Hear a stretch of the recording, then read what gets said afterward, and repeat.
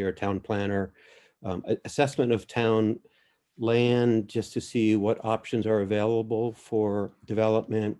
We've reached out to any and all owners of multifamily properties in the town.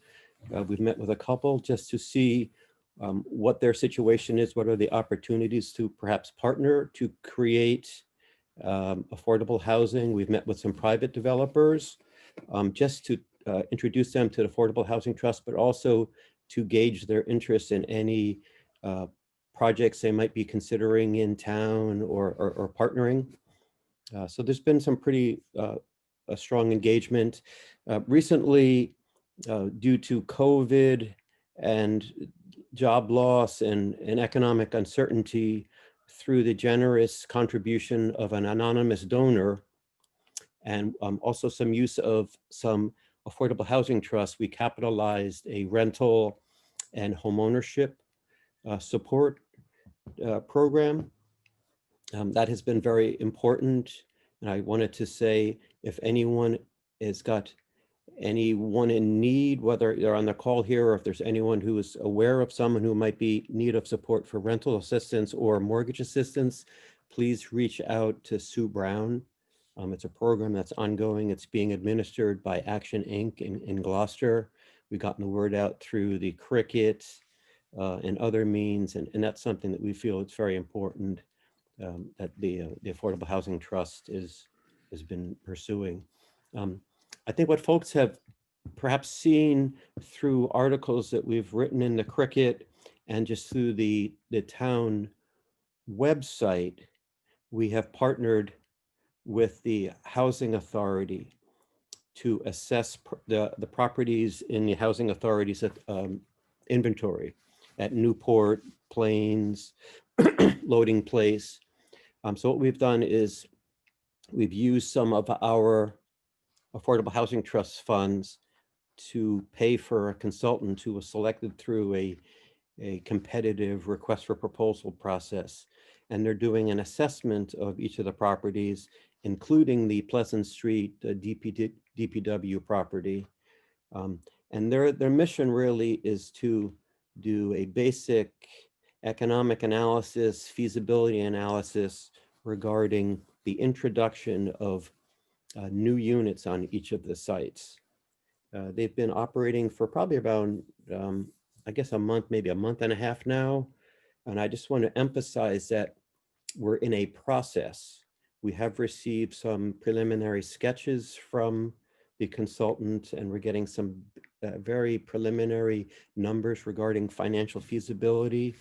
But we have done outreach to the Housing Authority by way of a survey. We're reaching out to town members regarding a survey to get a sense of what folks think would be appropriate at the sites. So we've had one look at schematic iterations for each of the sites: Newport, Plains, Pleasant, and Loading Place. But again, I just want to emphasize, nothing has been determined, nothing has been established, nothing other than us committing to working with our consultant and trying to improve their sketches so that we could then share with the with the Manchester public. Ultimately, what we're looking at is a possible plan for the introduction and preservation of units at the Housing Authority sites, and perhaps a viable plan at the Pleasant Street site that could activate a development entity through a forthcoming request for proposal. I just want to be clear, we're working with a consultant now. They do not have any developer designation rights. They're just working with us to do the economic feasibility analysis.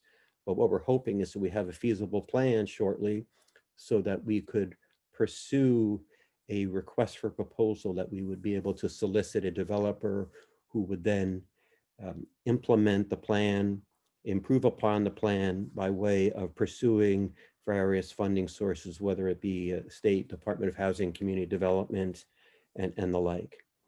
So just in a nutshell, based on what we've been introduced to so far, we're looking at a range of in the 50s to the 70s in terms of new units. And I say again, it's very preliminary, hasn't been vetted by anyone other than us just looking at a scheme. We have not reached out to the Housing Authority. We haven't reached out to the public. But just at Newport, the consultant is assuming, based on an analysis of the site and site conditions, that an additional 8 to 12 units could be feasible. And what they suggested was an attached single-family style 1 and 2 bedrooms. And as folks might be aware, currently at Newport, there's 32 one-bedrooms. It's a 3-acre site. Part of the problem is it's really, really old. It goes back to 1964. It serves a really important population in town, elderly and younger disabled folks. So based on assessment at a property, the preliminary take is an additional 8 to 12 units. The Plains, which is a much larger site, the consultant was looking at a range of 18 to 20 additional units. And it looked like it would be in a single 3-story multifamily building, including 1 and 2 bedroom units. Folks are probably aware, we're currently right now there's 48 units in 5 buildings. There's a 6th building, but my understanding when I'm there, it sort of combines as an office, sort of like a community center, serves the same population, elderly, younger, disabled. It goes back a ways too. It's 1975, so the thinking is taking stock of that site. We working with the Housing Authority and working through a process. Right now, it seems like approximately 18 to 20 could be feasible, and I say could be. We'll see what happens based on the community process, the evaluation, and the final feasibility analysis. The Pleasant Street, folks are aware of that. It's the DPW site. It was the focus of pretty intense attention during the master plan process, where folks seem to be open to considering that as a housing development opportunity. When the consultant looked at that, they thought in the range of 24, high end 30 would be appropriate. And they were looking at sort of like a townhouse style, 2-story height, a mix of 2 to 3 bedrooms. That one actually, I think it really personally intrigues me. I think just because it's a vacant site, we can really do some interesting site planning there. There are some site setbacks regarding water and stuff, but that has been factored in by the consultant. And then the last is the loading place. It goes back to 1988. That's right now there's 4 3-bedroom rentals. So that it's a relatively large site. It's about 3 acres, but there's water and there's some development constraints there. The consultant looked at that, and they thought it would be appropriate to have in the range of 8 to 12 new units.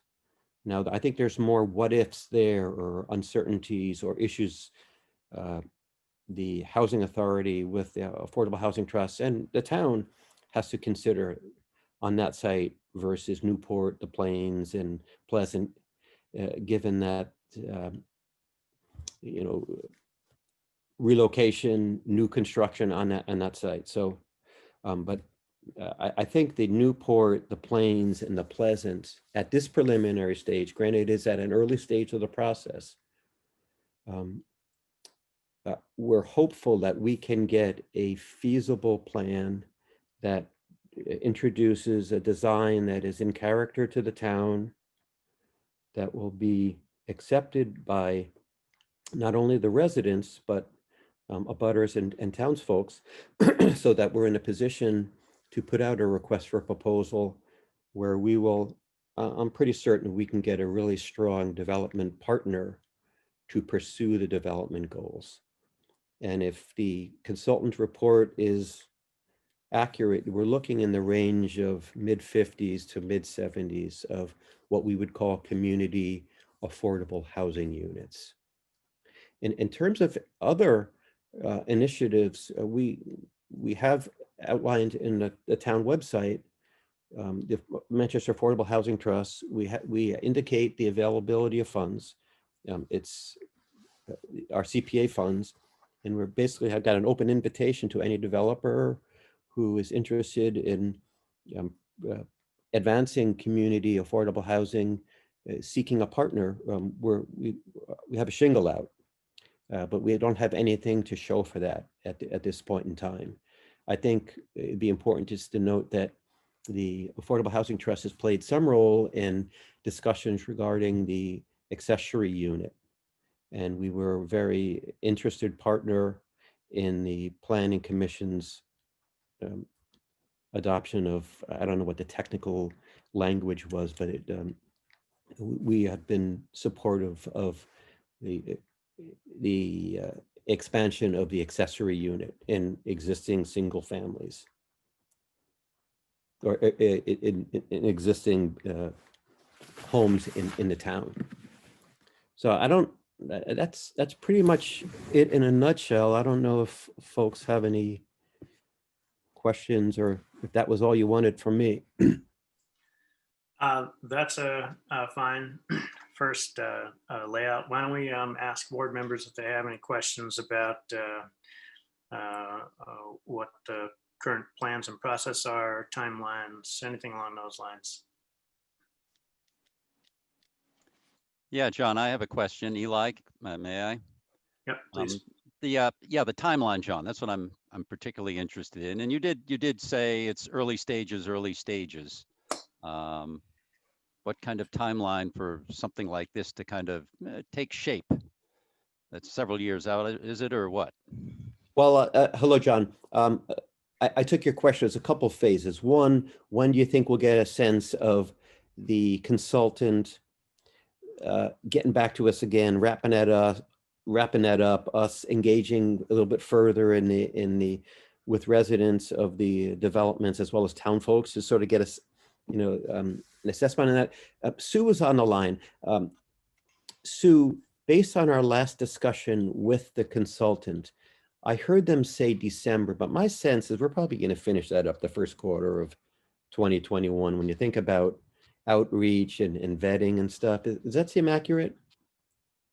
Yeah, the consultant was going to deliver, was hoping that their final deliverable would be in December. So basically they need to do the modeling to see if the financial fit the site capacity that they've worked out. And our contract says December, but I would highly doubt and agree with you, it would be the first quarter. I agree. My sense, I wouldn't be surprised if it goes out. So John and others, that's really just a sense of how the consultant concludes. So let's assume that we have a favorable, realistic plan of development. We would then probably work with the housing authority to issue a request for proposal. My sense, that would take a couple months. We're talking about by the middle of 2021, we'd probably keep the RFP out for maybe 2-3 months. My sense is we could have a developer end of 2021, maybe early 2022. And then that's where it gets interesting, because depending on the funding sources from the state, Department of Housing and Community Development primarily, and assuming it's rental, they're quite competitive. This development that we're talking about will probably rely on multiple funding sources, one of which is a tax credit program. And DHCD, they're known, it's very competitive. So assuming they apply in early 2022, my sense, they will be rejected. So we're looking at 2023, and we'll cross our fingers and hope that we'll get funding there. So we're looking at perhaps the end of 2023, where we would be talking about finalizing the construction bid and all the details that would go into preparing for construction. I know there was some discussion about a separate source of funds through the State Department of Housing and Community Development Public Housing Authority. And it was a stream of funding that was for state-run housing authority. If we could establish a vein into that source, and if it's sufficient in and of itself, we might be able to expedite the fund approval process and maybe, start a little bit earlier. But based on my experience, I wouldn't be surprised if it's 2022, but probably 2023. I know it sounds like, man, we're sitting here, it's 2020. You're telling me 3 years, but unfortunately, that is the state of affairs when you're dealing with state housing finance. Okay, thank you. Eli, I have a couple questions, if I may. Sure, go ahead, Becky. Hi, John. I just in case some people don't know, RFP stands for Request for Proposal. That was just a clarification. Thank you. But I wanted to ask you, when you were going through all the information, I missed of the 8 to 12 potential new units at Loading Place. What sizes, how many bedrooms will those potentially be? Becky, in my sense, it will probably be 2 and 3 bedroom. Okay, and then But the again, number. I just I'm want to emphasize that it is preliminary, and I don't want to get out over my skis too much, because again, we haven't Right. even reached out to folks.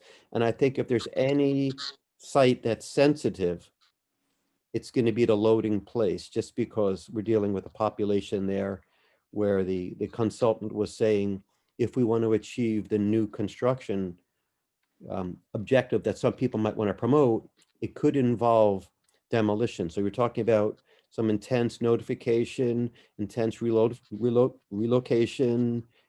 So it gets complicated.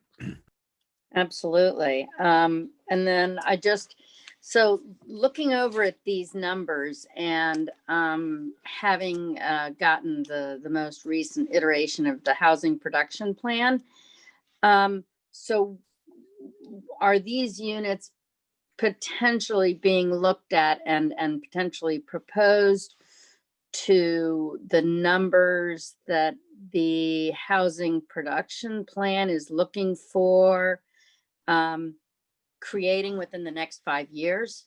Do you know?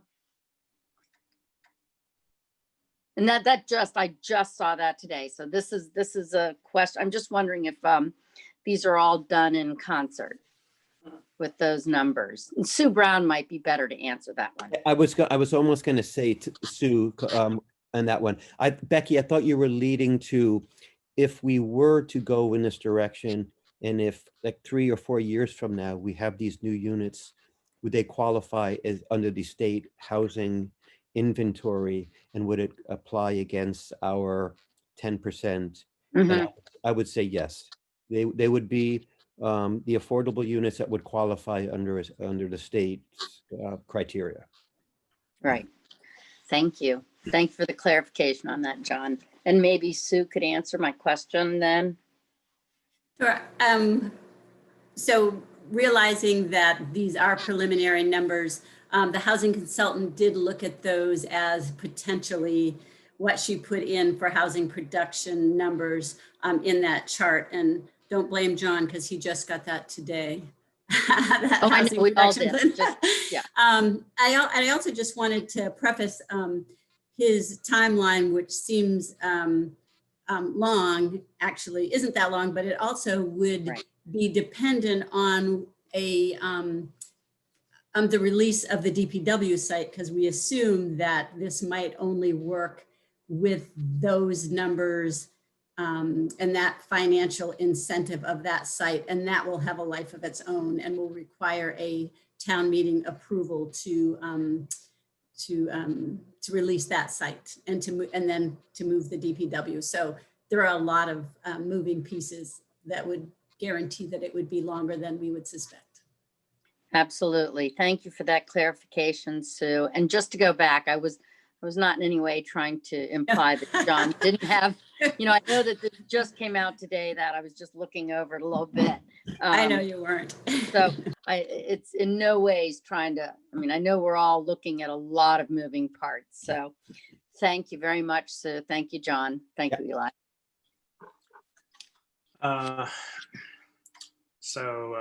Jeff Bodmer Turner and Ann Harrison. I have one question, John. Make sure I'm unmuted here. Yes. I have one question, which is that when you're talking about new units and at the beginning, you said 50 to 70 and then parsed out numbers over the 4 different properties. You were clear that the Pleasant Street property would be high-end townhouses. Is that a mixed development as well? Would there be affordable housing in that particular property? And what percentage of all of these units would be affordable housing? Yeah, hi, Jeff. Sorry about the confusion. When I was referring to the Pleasant, first off, I appreciate what Sue mentioned. I don't want to be presumptuous. It's still town property and it's a whole process and procedures that have to go with that in the event that it were to convert to housing. I just want to emphasize that the consultant is just looking at that. And I didn't mean to imply that the Pleasant Street development, if it were to occur, would be high end, i.e. higher income. I think what the Affordable Housing Trust is looking at in partnership with the Housing Authority is to try to maximize, at a minimum, preserve the affordability at each of the public housing sites and to promote new affordable housing in town. So without looking at final numbers, and I don't want to put the other affordable housing trusts members on the spot, but I would say we'd want to maximize the number of affordable units, but we don't have an exact number. But we see that site as a resource to meet a town goal of increasing community affordable housing. It is the intention, John, and I followed this earlier in the process, and I've not unfortunately followed it as closely more recently. Is the intention that all the sites will be mixed sites of affordable housing and I don't want to say not affordable housing, but other housing? It's possible. When we put out our request for proposal that led to the selection of our consultant, we recognized a particular state Department of Housing and Community Development funding source that, while put out to preserve and enhance the preservation of current housing authority units, they were looking for opportunities to introduce market units and thus bring in increasing revenue to help the operation of the housing authority site and to perhaps maybe even help in the financing of new units. So we outlined that in the RFP. I don't have any economic analysis from the consultant just yet. So that's on the back of their mind. We'll soon see what has been or will be proposed for that, and that's something that we can consider with our partner, the Housing Authority, as well as Housing Authority residents, as well as the town in general, because these are, I don't need to tell you, Jeff, these are important. We have limited sites in town, and these are opportunities. So we're going to do it together with folks. Okay. Thank you, John. Yeah. And thank you and the trust for all the work you're doing to bring this to the place that it's come to. I know I was looking in on this about a year ago, and it's moving. And you've got the consultant, and the consultant's on the verge of producing a report in the next few months, and that's all wonderful. So thank you. Thank you. Ann Harrison, any questions? Yes. is the expectation that a single developer would handle all of these projects, or that we could go forward with one here and one there? That's a great question, and that I think that is to be determined. I mean, clearly we'll have a financial analysis, a development scenario as a product of the consultant report. Then it would be up to us as a town, starting with the Housing Authority, Affordable Housing Trust, working with the Housing Authority, with residents and town to determine what would be the best vehicle. I mean, we would have to issue a request for proposal. It's not uncommon to say a developer can apply to one site or all sites. Yeah, when I do that, I tend to find that it attracts a larger developer who's more interested in all of the sites, because they tend to promote an economy of scale. I think when the State Department of Housing and Community Development looks at funding, they tend to look at projects that are a little bit larger.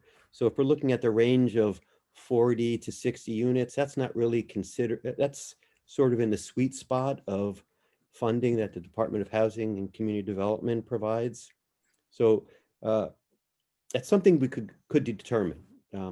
I wouldn't be surprised if it would be one developer, but that's something that we could work on. I think what will be important is the objectives and the mission and the criteria that we outline in the request for proposal. If we're clear in that, and then we will control the destiny of who it is that the Housing Authority, with the Affordable Housing Trust, with the support of the town, who we develop, because they will then implement that vision. I guess I understand the advantages of scale, but the Loading Place Road has so many problems, and the Pleasant Street still would have to go through a town meeting, which is, tends to add a year to everything. It seems as if we wanted to get housing sooner, taking the places that we already own and trying to encourage someone to work there would be a good thing. Excellent. I think those are very excellent, well-made points. Yes. Timing, exactly. Yeah. Thank you very much for all of your work. This is not it's been decades since anybody's made any progress on this. It's great to see something happening. Thank you. Thank you. So I only had one question for either John or Sue. So of these different units, some or hopefully most would be affordable, but some might not. Some might be market rate. Do we get to count the market rate ones against our affordable housing inventory or not? I would say not, but Sue, I'm sort of getting outside of, it could be, because it's not well, I guess it depends on what type of plan is proposed and how it's being advanced at the state. If it's a 40B, yeah, if you get over a certain number of affordable units, then all of the units would qualify. But Sue, can you clarify that? I think we can't clarify until we know the framework of the ownership and of how these are going to be packaged. So we're assuming all rental at this point, but we don't know that that's the case, and we don't know if sites will be able to commingle. I think it's really up in the air whether all would be counted or not. It's unlikely that they would all be affordable, just based on early conversations with the consultant. But I'm not sure if they'll all be countable. Yeah. Yeah. All right. Eli, Sorry. this is John. Yes, John. I have a comment on that as speaking with a number of folks with regard to our research. And one of the folks on the zoning board and one of one of the towns indicated that under 40Bs, if all the units are rented, they all count, the affordable ones and the market rate ones. If you're going to sell them, only affordable ones will count. So they make that distinction as long as it's being pursued under a 40B. Okay. Any other questions from board members for? If I may just add one comment, I think at this point we should be looking at making units that are affordable rather than making units that count as affordable. And the problem in town is not that we don't have enough fake units counting toward our affordables. We don't have any place for people who can't pay market rate rents. I agree in the philosophical sense. And I would emphasize that my question was purely tactical. All right, Mr. Feuerbach, thank you very much for your presentation this evening. And thank you very much for your work and the trust's work over the past few years. Thank you.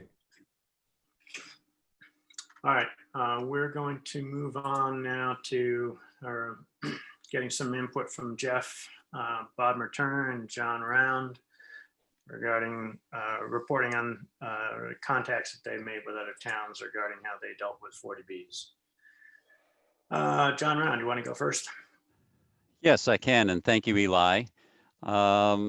Jeff and I pursued a few towns with the objective of trying to get a sense of what the critical issues were when they were considering 40Bs and how those critical issues were addressed in their discussions with developers and how the proposals came out in the end. In other words, what kind of concessions did they get? How did the projects change as a result of the discussions?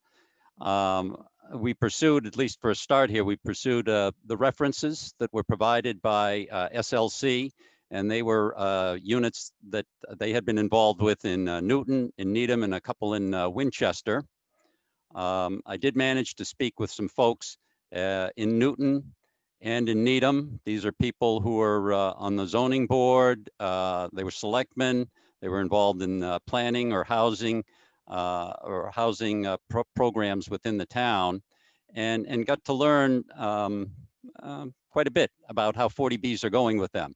Now, I have to say that when we're trying to compare their experience with us, it's a little bit difficult because I spoke with Needham and Newton. They're very big towns, and they have concerns and issues that are probably a bit different from what we have. And they tend to build out projects that are in, both towns are mature, so they tend to be in settled areas. They've got lots of abutters and that sort of thing. And we've got a different set of challenges. I do hope to speak with someone tomorrow from Marion.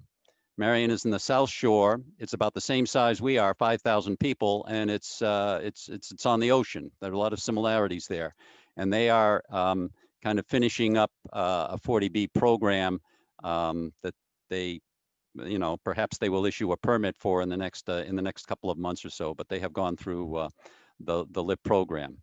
But with the discussions that I have, I think there are probably 3 or 4 things that came out from all of that. And the challenge is these projects have a long life. And for the projects I'm dealing with that were provided as references, they were done in 2000 or started in 2014, 2015, 2016.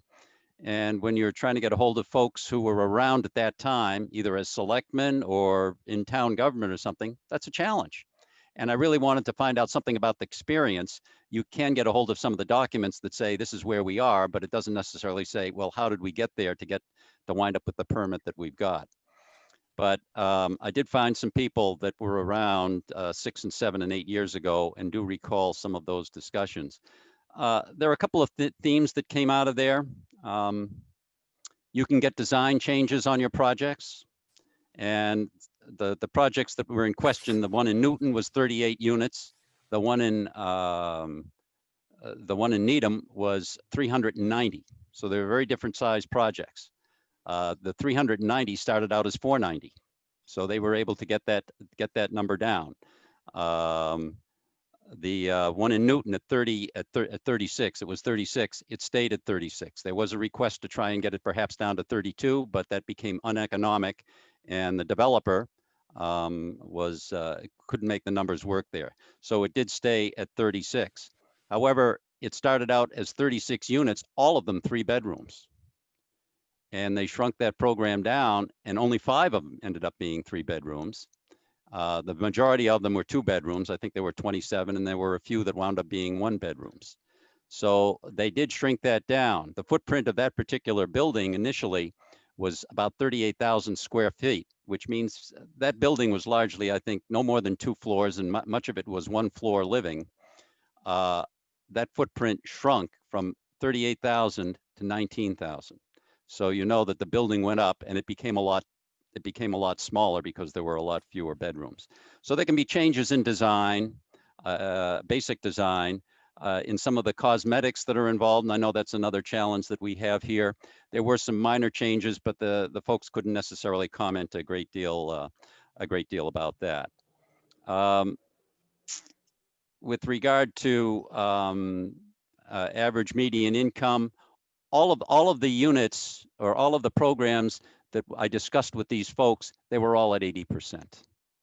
They couldn't comment whether there was a positioning to make it less than that. And I will say that in our conversations, both of these communities have had multiple 40Bs. So while we were looking at one particular project, they could comment about some of the others.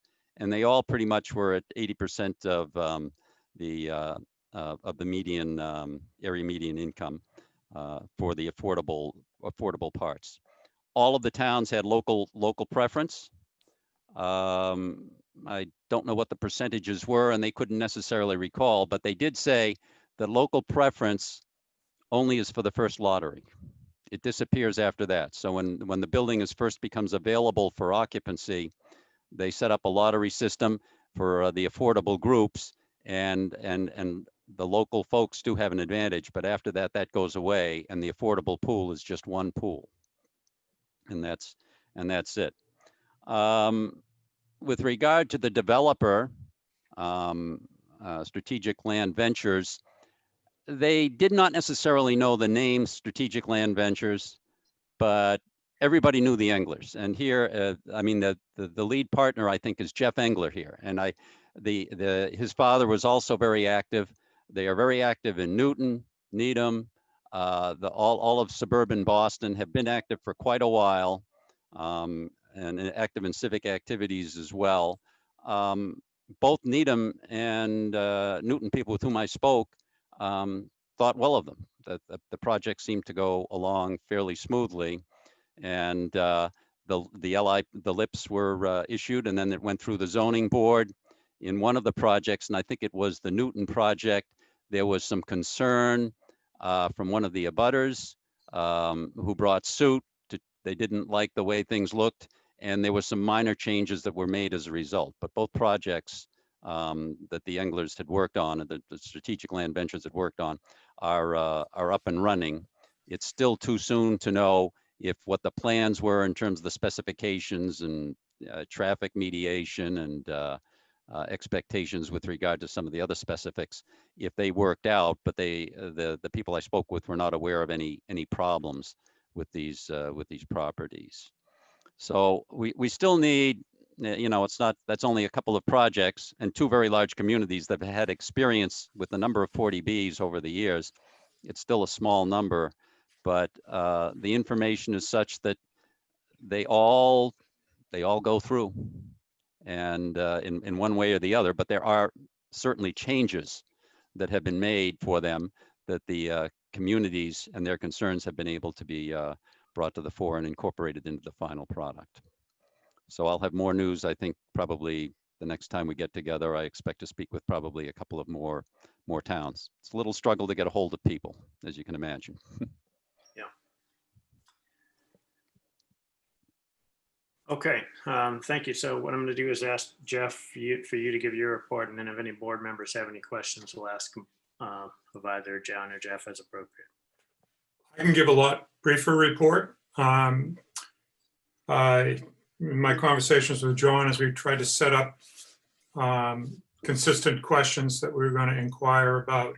All that came together over the weekend, and then I started yesterday trying to contact people in Winchester. The Winchester projects are older. They're about, as John was mentioning, they came online about 3 to 4 years ago, and finding people has been a bear. The contacts that I've tried to do have not yielded anybody who could talk to me about the projects.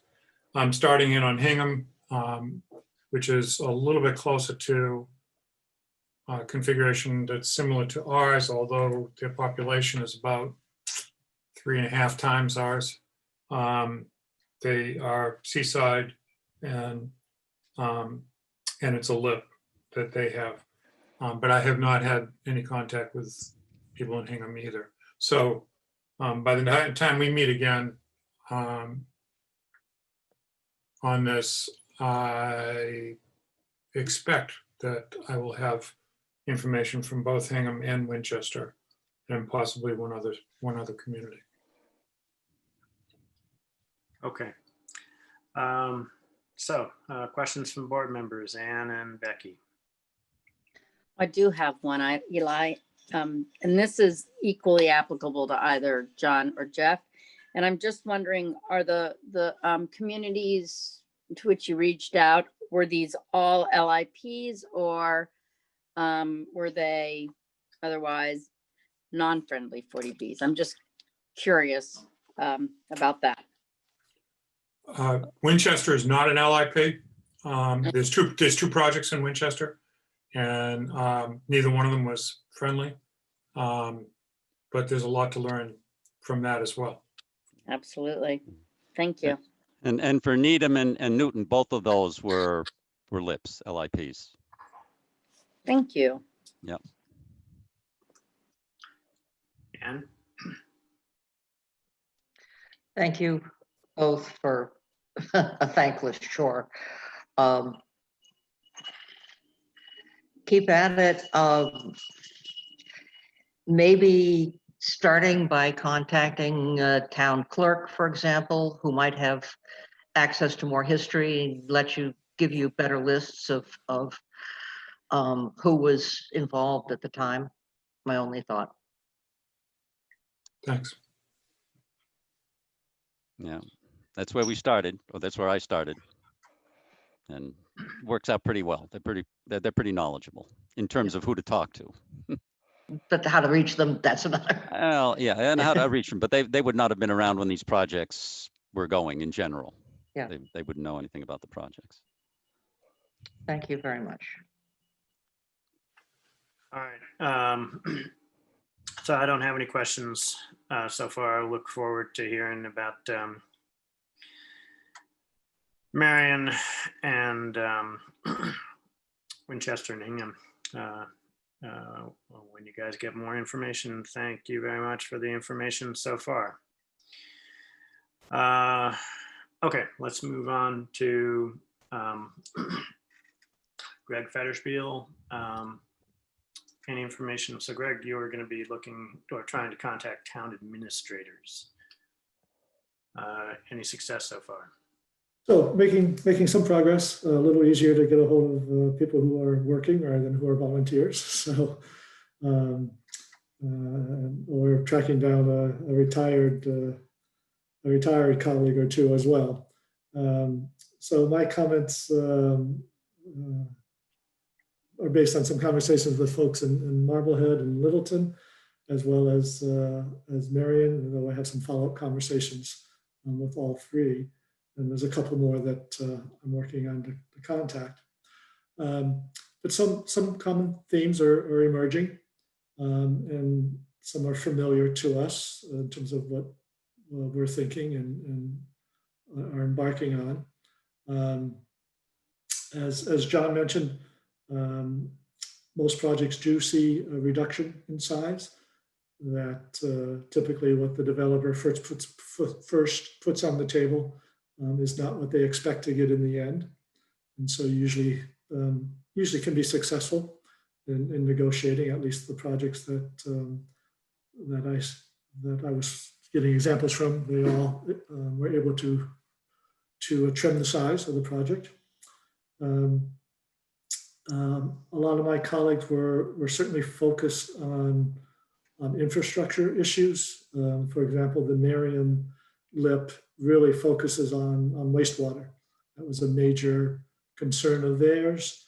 And the selectmen there, through their negotiations with the developer, made sure that the developer was paying for the needed improvements to their wastewater system and making pretty substantial contributions to make sure that those improvements could continue. The importance of having some consultants helping to do the peer review and sort of proofing or checking some of the assumptions that the developer may be putting forth. Though folks did caution me, Littleton cautioned me, for example, that fiscal impacts are not a criteria by which you can deny a project. So yes, there's a lot of concern about fiscal impacts, but the state doesn't allow us to deny a project based on negative fiscal impacts. So don't get your hopes up for saying, okay, this is a negative impact, so we can say no. Unfortunately, the law doesn't allow us to do that. Having said that, they worked hard in the negotiations to mitigate fiscal impacts. And that's where a lot of the focus was. And folks who have been through both a friendly and non-friendly. So in the friendly prospect, in the LIP, you can focus on negotiating some fiscal givebacks or mitigations. Whereas during the conventional or so-called non-friendly, the ZBA is not able to extract concessions on a fiscal basis from the developer. So that's something to keep in mind as we go forward. I'm not saying we will necessarily be successful with an endorsement, but trying will allow us to have a better shot at getting some mitigating fiscal measures out of the project. And so I thought that was a pretty important point that was emphasized from a couple of them.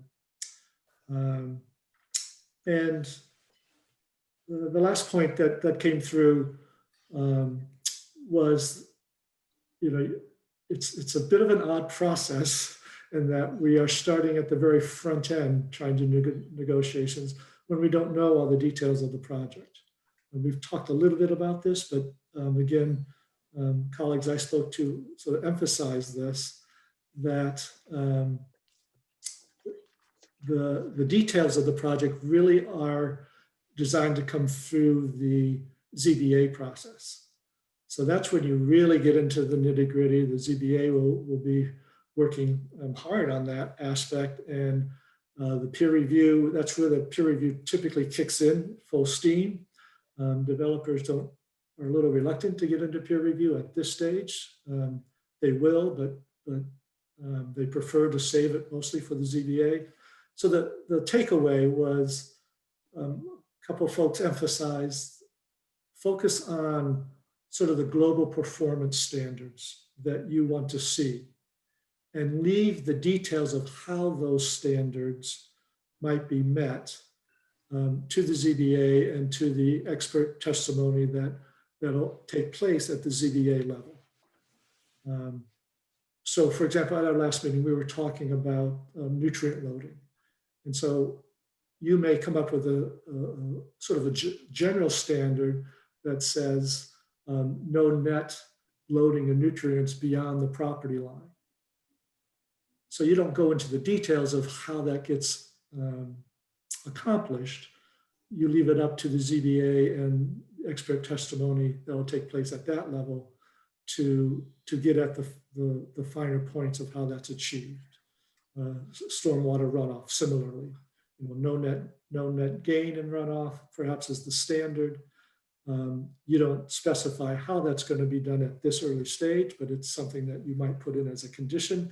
The developer agrees to it, and then it's up to the second phase here, the ZBA process, for how to best achieve that standard that you've established.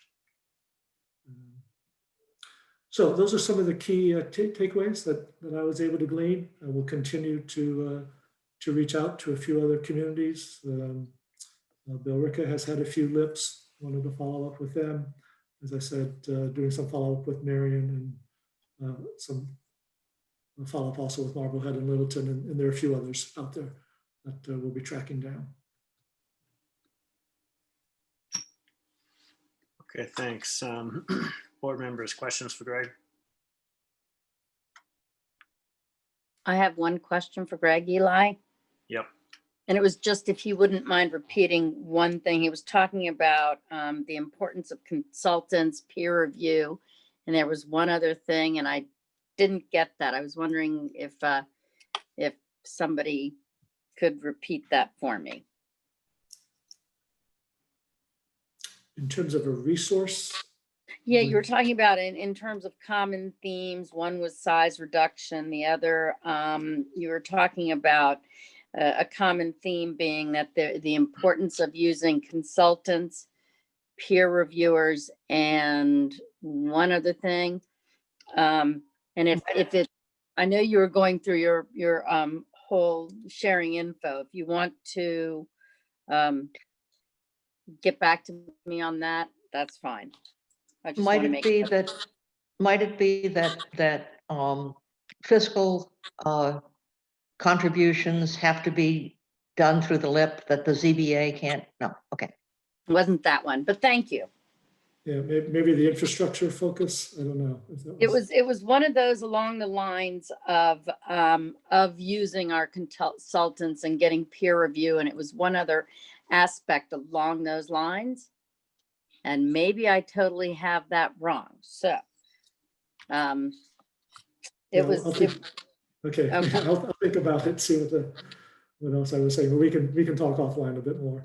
Okay, thank you. And that's the problem with trying to make notes is you miss things. So Yeah. there we go. I do anyway. Thank you. And I'll just close to say that a couple of them have failed at reaching agreements. The LIP process ended up a bust, if you will. The project went forward as a standard 40B. The project eventually went forward. It got permitted under the comprehensive permit. They felt like they were able to get some of the things that they wanted through the comprehensive permit, but they felt like they didn't get as many. But they felt like they couldn't sell out. They had to hold out for that. It was okay that they didn't come to terms under the LIP, and that it went forward as a conventional. That it was worth a try, but it's not the end of the world if it doesn't happen. So you don't need to negotiate away your soul to get the LIP approved, I guess is what the comment was.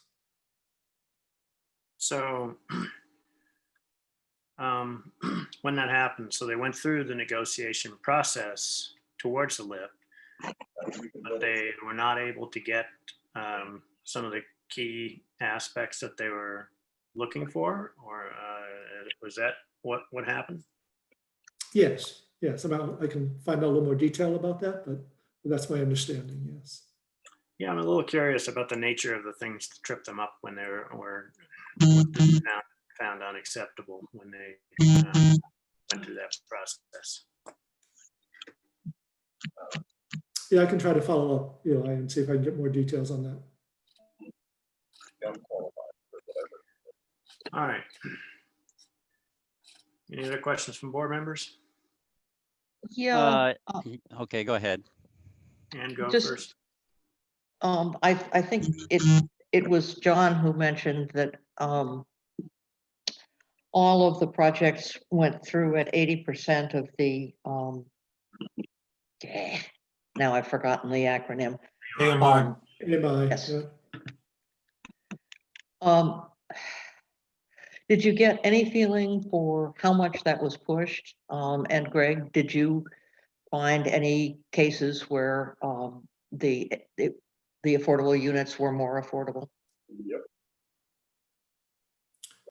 So there were a few Okay, yeah. cases where they would have some of the affordable at, say, 60%, but not all. I don't think again, I have to check my notes, but I don't think any of them all had all of the affordable at that lower percentage for AMI. So some are lower, but the rest were at the 80.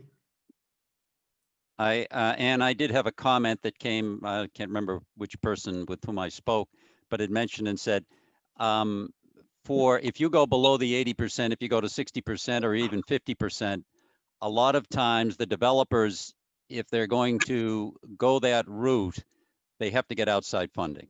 This, of course, has no outside funding. The market rate units are going to support the affordable units. But when you go lower, and that obviously means the rents go lower, sometimes they said in their experience, the developers have had to go to get some government subsidies of one sort or another to kind of make things come together. I like having the responsibility. That's And I don't want And Mr. Doucette, would you be kind enough to mute yourself?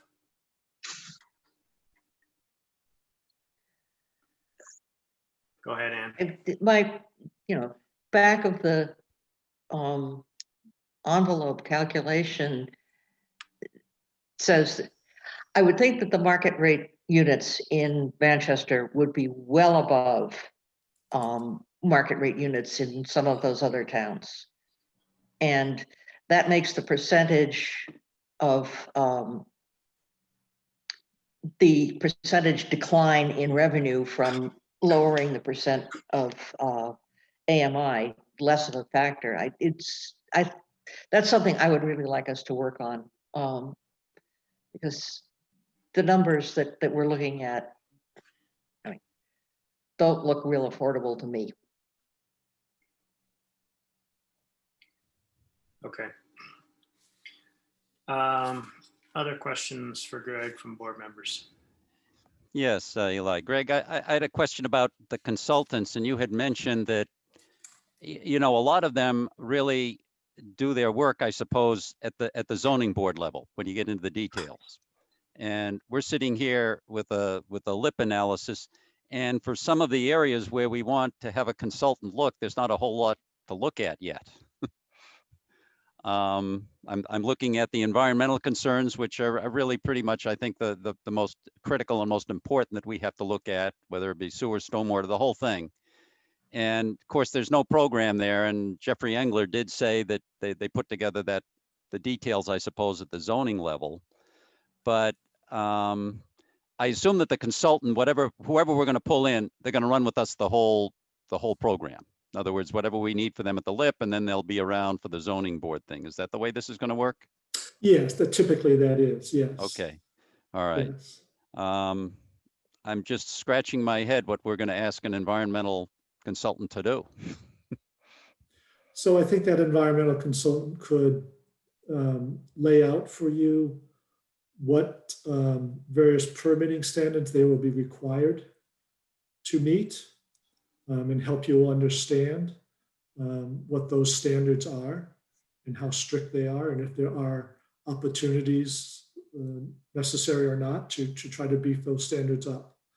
So I think it's sort of at that level that they could provide some assistance at this stage. All right, so they'll educate us on standards, and that's important because and what we think of them, those standards. So that's good. Right. Yep. Yeah.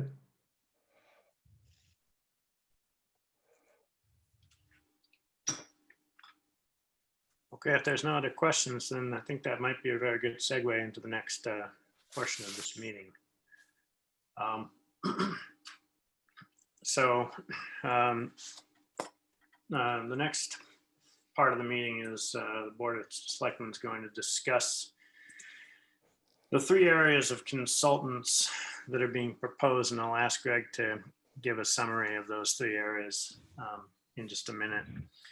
And what I want to do is go over some of the high-level instructions that we would want to be giving to those consultants.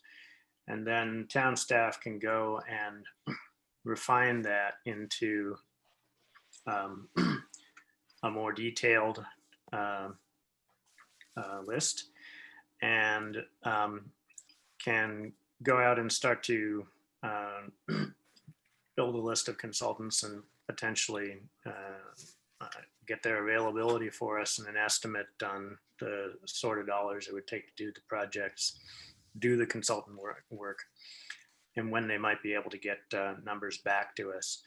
And then what I'm thinking is that the basic terms that we would hire consultants at under would be something that we would ratify at a meeting on the December 7th or at the latest December 14th. We can discuss this tonight. So we have received some input from Planning Board and the Manchester Essex Conservation Trust and Conservation Commission and the Sustainability Committee. We're still chewing through some of that input. But Greg, if you could give a little summary of the proposed consultants and some of the proposed current areas that we might pursue with them, we can get into this discussion. And I would like to limit this discussion to, let's say, 45 minutes, at the end of which we have some high-level instructions for town staff. That would be Greg and Sue to produce the more detailed instructions for consultants. And then after that, we could get into public comment.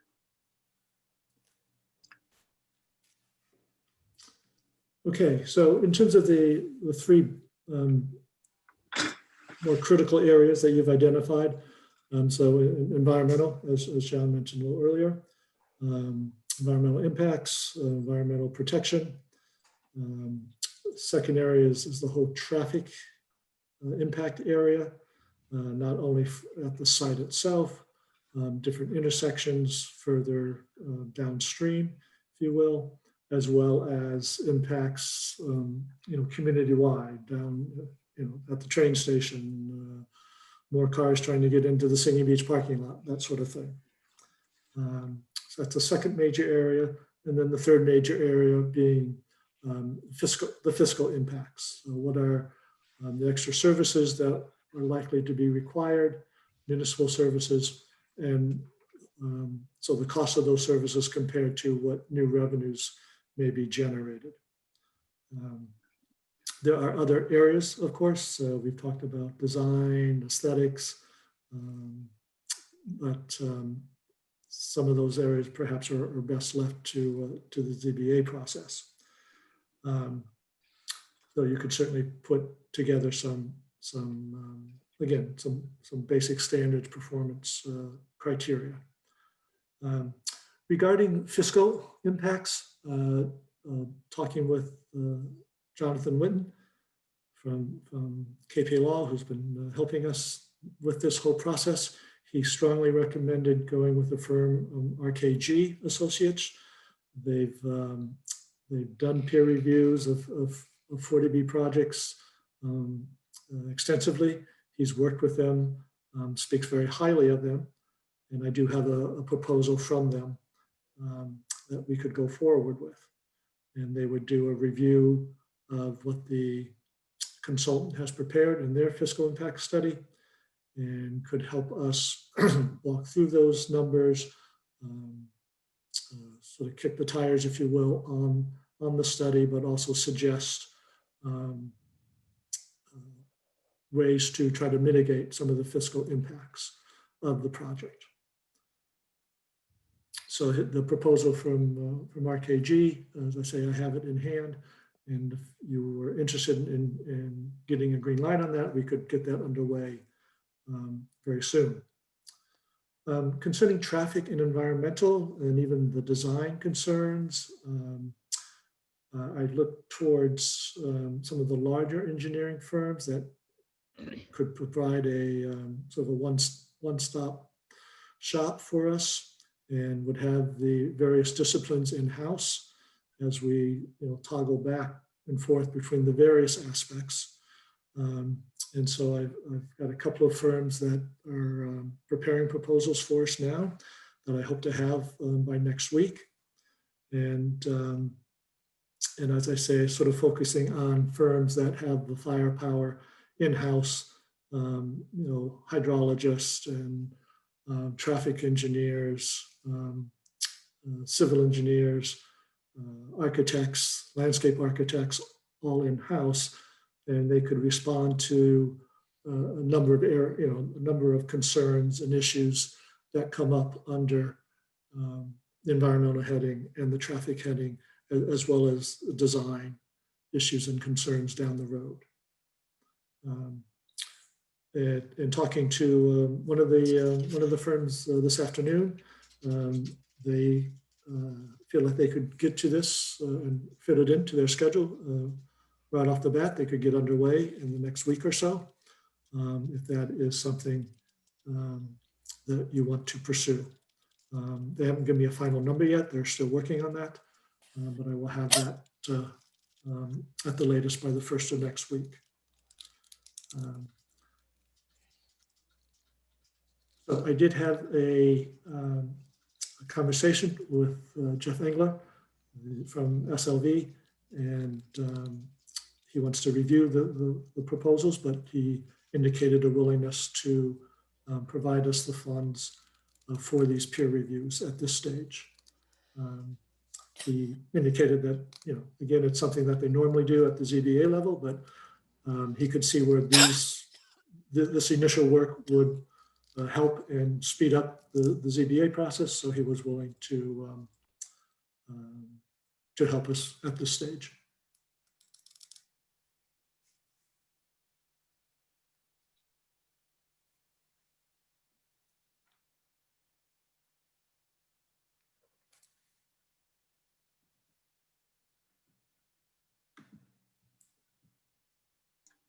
So good to unmute myself. So let's take the timeline last, and let's discuss the consultants and high-level directives first. Why don't we take fiscal first? Questions or comments from the board on the fiscal impact or fiscal analysis and some high-level direction that we want to give to the consultants. Mr. Chairman? Yes, sir. Man, oh. Yeah, Sarah, whatever. I answered almost anything. Susie, particularly anyway, on the fiscal and on the traffic, I would like to see our consultants consider the impacts, both of the proposal at 157 units and at 120. Yes. Yep. I think, I know that there's a great deal of pressure in town to reduce the size of the project, and I want to know that reducing the size of the project is going to have the effect that we hope, or vice versa. So that's my first concern.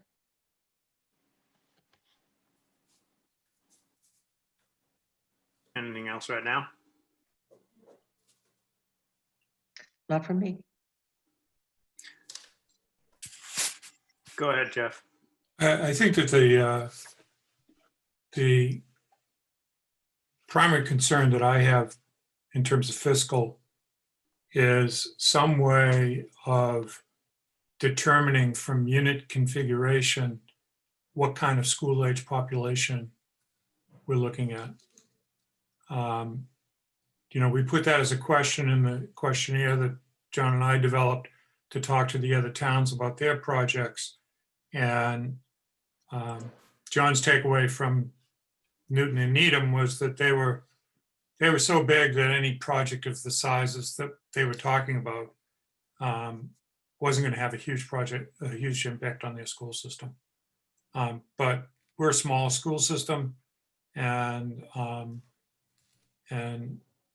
it would shift costs under the district agreement.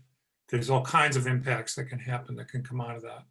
So some way of determining the number of school-age children that would be associated with a project of the proposed size and the reduced size that Dan mentioned. I think it's much harder to look at the impacts on fire and public safety, police. But obviously we'd like to have some understanding of what might happen there. But my primary concern is with the impact on schools.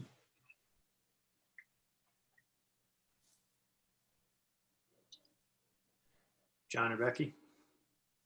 Eli, if I may, I'd like to, and I'm not sure where this would fall, but to be looking at if we kind of do what Ann was saying earlier, but if we were to look at fewer of the 3-bedroom units and more of the 1 or 2, and potentially decreasing the AMI for some of those units based on a perceived higher at market rate. So I guess that falls under fiscal, but would that make sense to try it rather than just reducing the number of units, but knowing what percent of those units are going to be 1 or 2 or 3 bedroom and trying to decrease the 3-bedroom? But just a note of caution, Becky, that the state will require a minimum percentage of units be 3-bedroom. And I forget what that percentage is, but I think the 16 out of the 157 was at or close to that minimum percentage that the state will require it to have. I do, yeah, I recall that. But thank you for reminding me. Now that you said that, it brought that memory back. Okay, so I guess that's off the, scratch that one.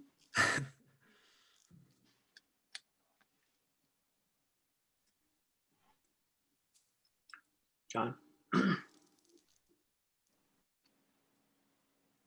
You're muted, John. Zoom 101. Greg, I assume that these consultants will look at the methodologies that were put together. And I mean, I don't know if there are standard ones that they use, because a lot of assumptions go into this that, you make smart assumptions, but you can look at it a number of different ways. And I assume that they will speak about that, because I'm interested in finding or in learning, what the methodologies are and what seems to be most reliable. And, Yes, and yes. also, they'll come up with a report and they say, maybe it's whatever the number is, the number is. I would like the consultant to make some sort of comment with regard to, well, what if the numbers don't add up and things are really way off from what they are expected to be? What is typical recourse?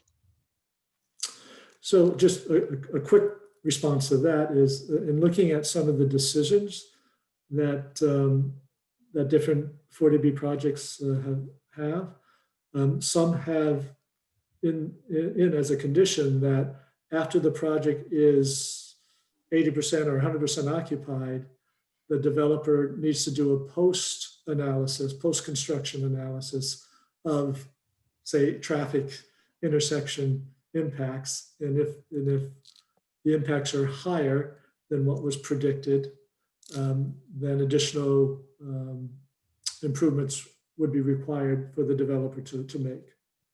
So I have seen that in a few of the decisions. All right, so that would be something that might be an ask for us, that we need Yes. some follow up to know where we're at. Okay. Right. Yep. Okay. I hope that's all in the report then. Good.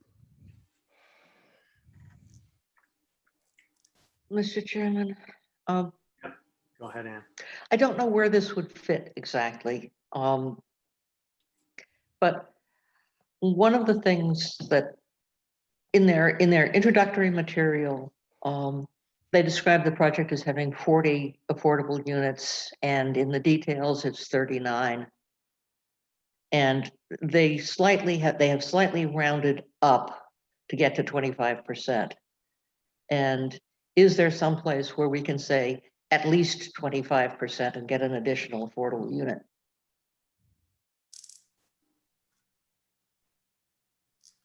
You don't have that answer off the top of your head, Eli? You can always ask.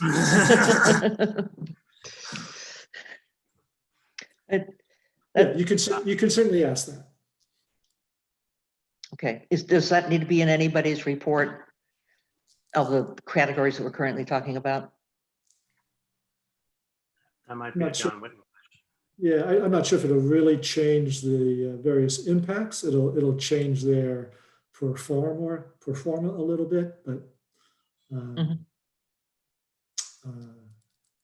I don't see that as a big lift. Okay, thank you. If I may, Eli, I have one more question. Sure. And that is, do we have somebody, or will the fiscal consultant be able to look at SLV's numbers in terms of their economics and what is their what we're likely to be able to ask and at what point the cutoff is? Again, because rents around here are pretty high, I would think that they stand to do fairly well in terms of rentals, since the bulk of them are at market. But so do we have a consultant who will look at those numbers that might give us a little bit more leverage? Yes, I'm sure that they would be happy to do some analysis along those lines. Does that make sense? It does, yes. Thank you. All right, and the only thing that I was going to confirm is that this is going to cover also their analysis of the impact to the fire and police operational budgets. Right. Yep. One thing that we need to consider in all this, as we talk about reducing the project size, is if you reduce the project size, the overall tax revenues go down. Because if the project size is smaller, the value of the project is less, and the taxable value of the property is less. So there's an equation that I don't know, I'm sure they have models for this, where as you reduce that size, your revenues go down, and does that start to have an impact on us in terms of the services that we provide, et cetera? Well, that'd be covered. Well, one of the earlier comments was that the analysis be done for both 120 and 157 units. So part of that analysis, I'm suggesting, Eli, will have to include not just it will be the impact on revenues to the town. Right. That may seem obvious to everybody but me, but Well, no, it's worth stating. All right. we'd spent about 20 minutes on that one. I'd like to move on to the next one. Let's do traffic and then environmental. Oh, and I actually made a mistake because I said, let's spend some time on traffic and environmental, and we'd spend about 45 minutes on that and then move into public comment. We still need to talk about timeline for when we're going to approve those. So we'll have another 5 or 10 minutes talking about that. So aiming for 15-minute discussion on traffic now and major highlights. Who wants to go first? John Round? John Round. I can, yes, Eli.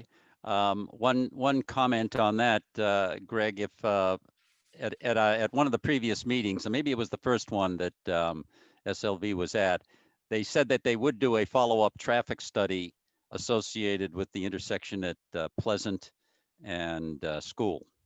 And any assessment that we have should include that particular intersection, which I think is pretty important to all of us. So I don't know what the timing is for all of that, and I don't know where SLV is in. Was it Van Ness? I think who was the consultant for that, but they need to get back in touch and start to put something together on that.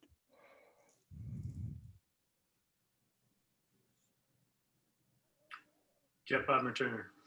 Well, in terms of that particular issue of that intersection, I've said this before, but it bears repeating. When that's done really matters, because right now we don't have anybody attending in the high school, students, I mean, and that traffic goes up considerably. I can actually get out of my house and drive down the street at between 7:30 and 8 o'clock in the morning without having to wait 20 or 30 minutes to get out of my driveway.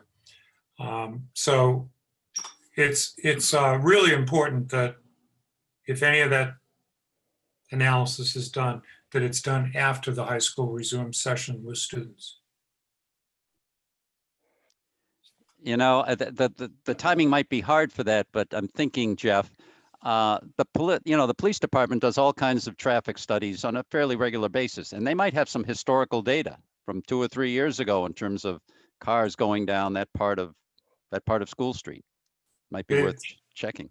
They may, John. I've been over that data a lot with them. I don't recall Lincoln Street as being Oh, Lincoln or School or whatever. Well, Lincoln Street's going to give you the school traffic. Yes, it will.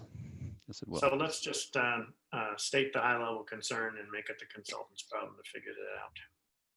Yeah, but I want this consultant to be directed to think about that in terms of when the high school's in session. Yep. Ann Harrison.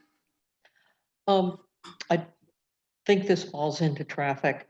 I would like them to consider the proposal that I've seen a lot about having a shuttle bus. I would like to know how many people they think the shuttle would serve and what time frames it would be.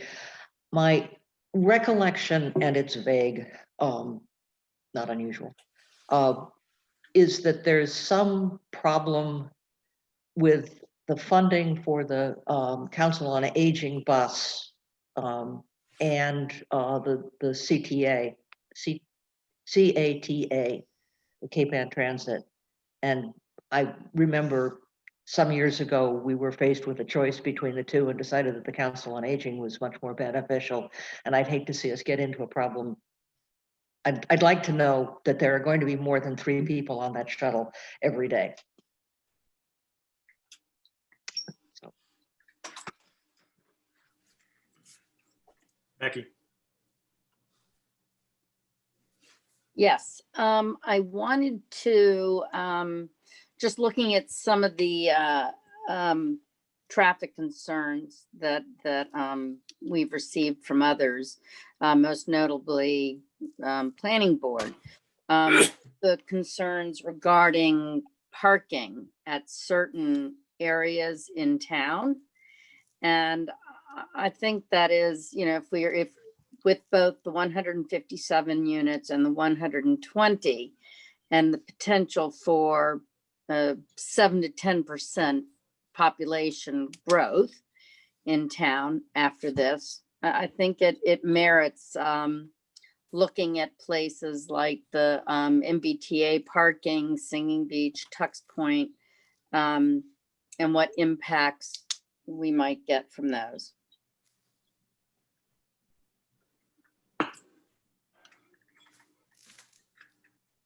Okay.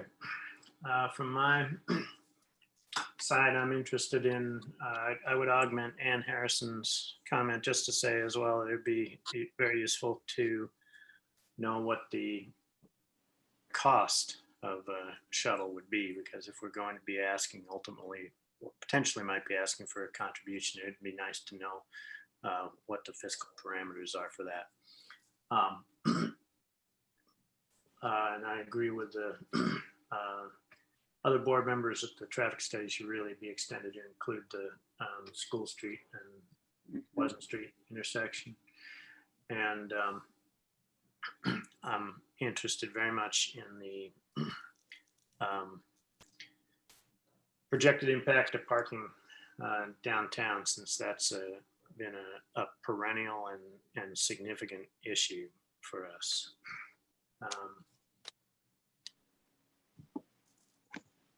There was also a question from the planning board about the tipping point that would require a traffic light.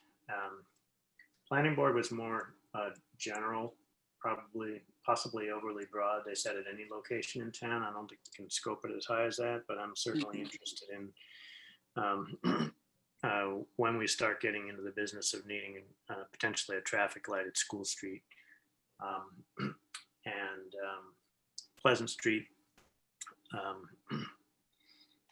or at the intersection coming out of the development.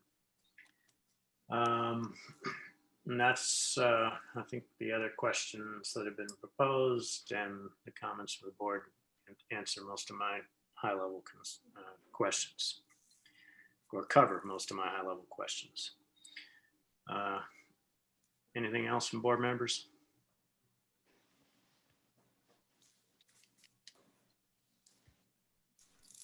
All right, we're back on track for time.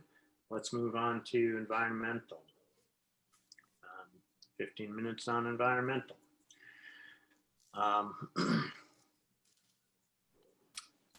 So, who wants to go first? I think that one thing that's going to be really important for us to understand, we had some comments from John Whitten on this the other night, but one thing that's going to be very important for us to understand is what's going to be required of the project through DEP, what's going to be required of the project through any other environmental review at the state level,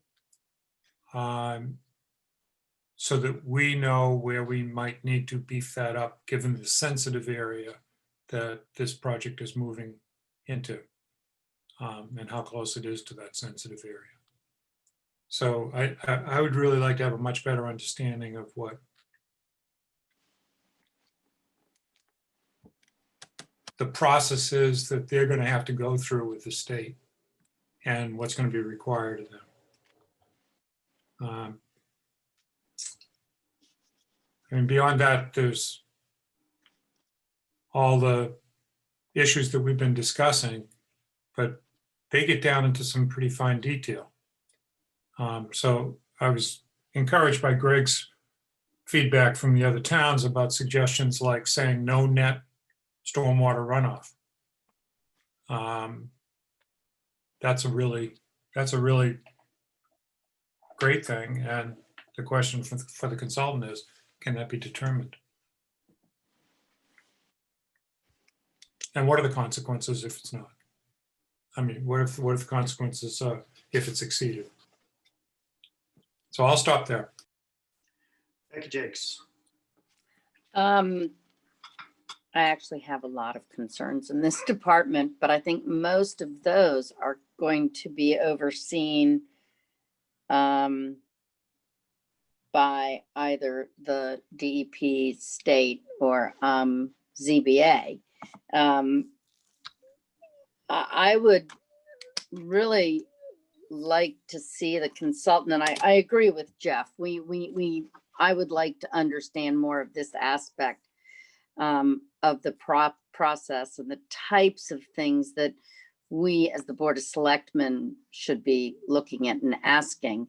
But I think in terms of after the unit is built, how do we maintain that the snow melt products they use will always be the so-called environmental friendly ones, that the plantings that are put in place are what are more appropriate to this area and don't require either town water to keep fed, or they can perhaps use brown water for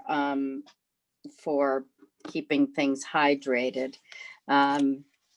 A lack of pesticide use and the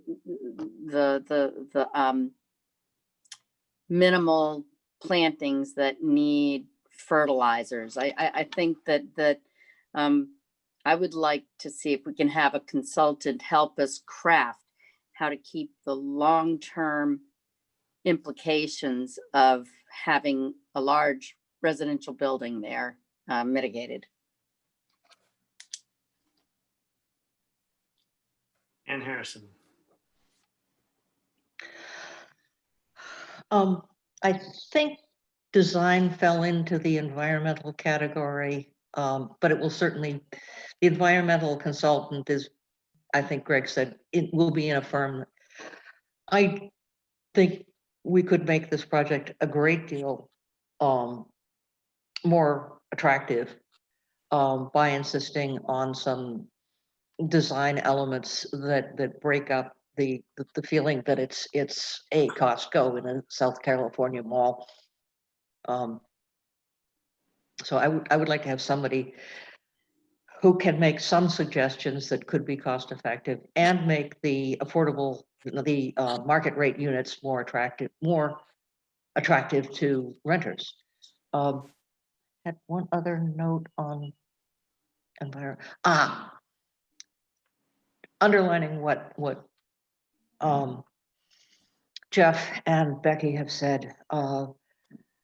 I'd like to know what's required by the state so we don't trade off something that we've got already for something and not get something that we actually want. So I don't want to go to bat for rules that the DEP will already insist on. And that's about my thoughts. Let me come back to the design issue in a minute. First, we'll get through the environmental. There is something. Eli, may I make a correction, please? Of something I said? Sure. I need to change my comment from brown water to gray.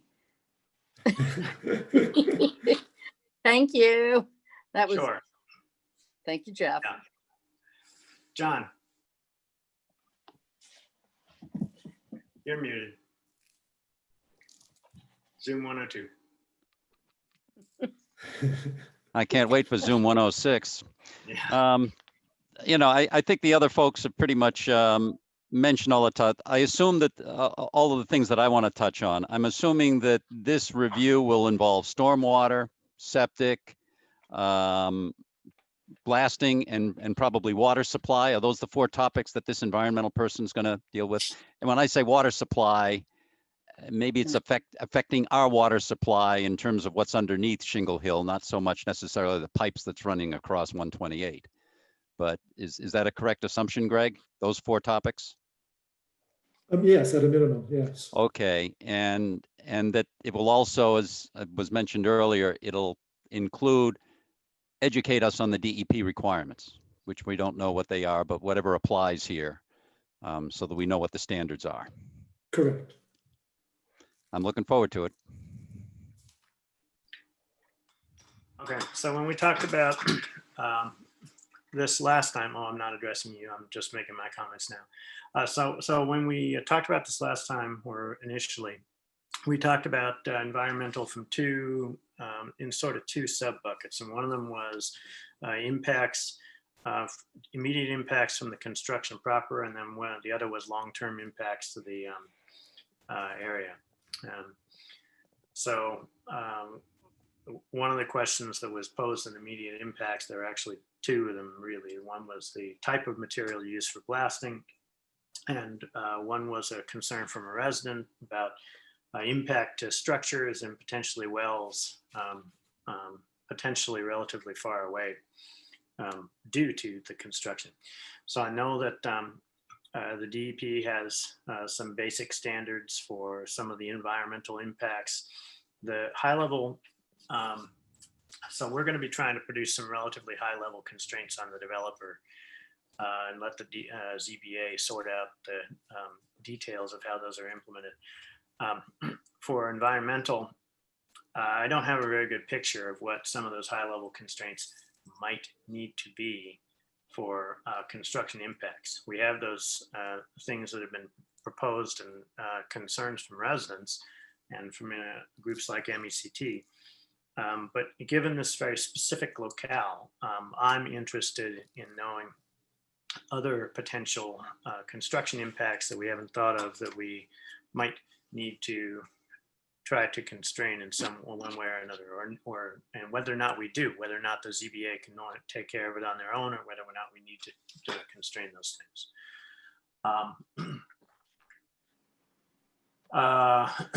And as far as the long-term impacts are concerned, I think most of my questions are already covered by MECT's concern and things that other board members have already stated.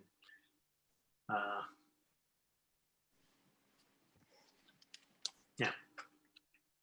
Eli, if I may have a question. Sure.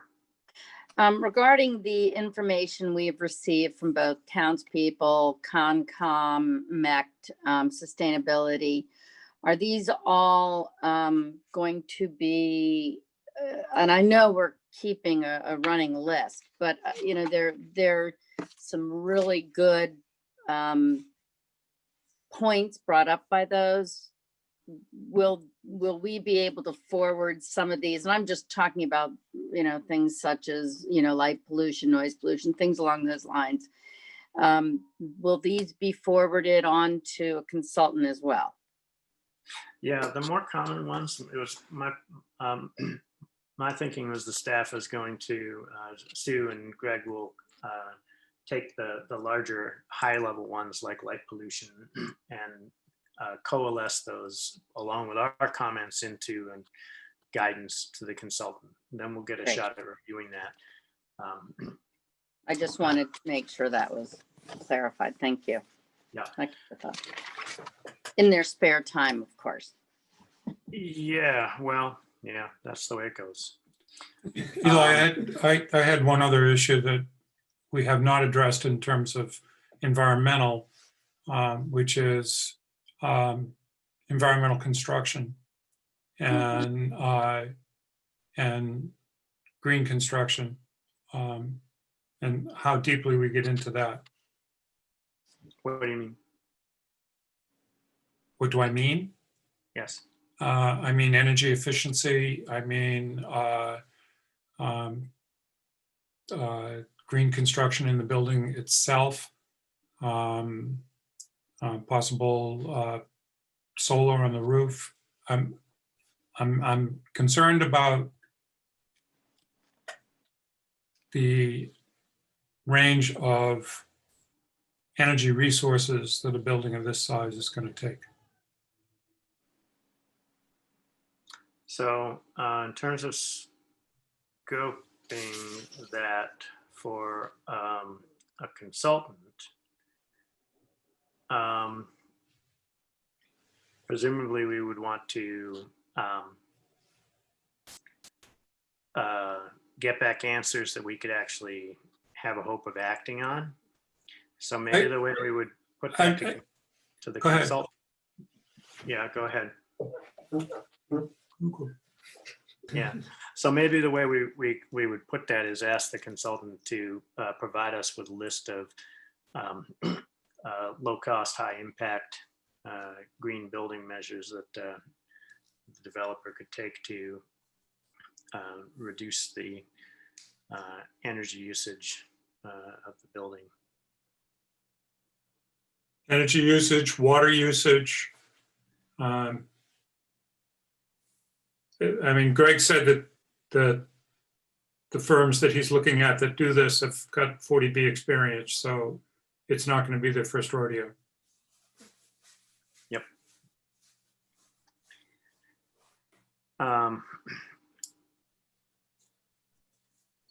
Okay, I had a point that had escaped my mind, but I'm going to come back to the design item. So last meeting, we had talked about asking the planning board to make comments on design, the actual design of the building.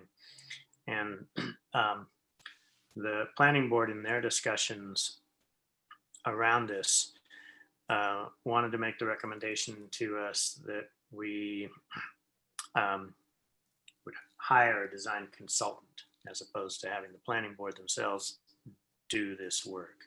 And the planning board will provide and is going to provide a letter of critique. I think it's actually, we have it in our packet.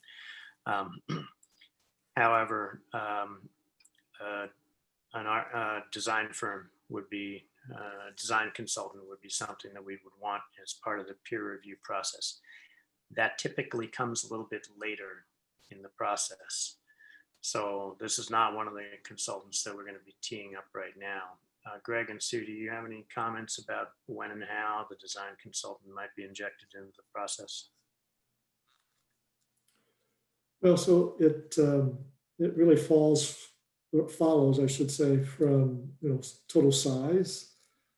So that'll drive the design considerably, and I think again you could identify with help of a professional, and some of the firms we're looking at have architects and design professionals on staff. But again, we could enumerate, sort of the look and feel you're after, and they could articulate that for us. Put it in architectural jargon, if you will, and you could review that, and that could become again that broader condition that then gets flushed out during the ZBA process.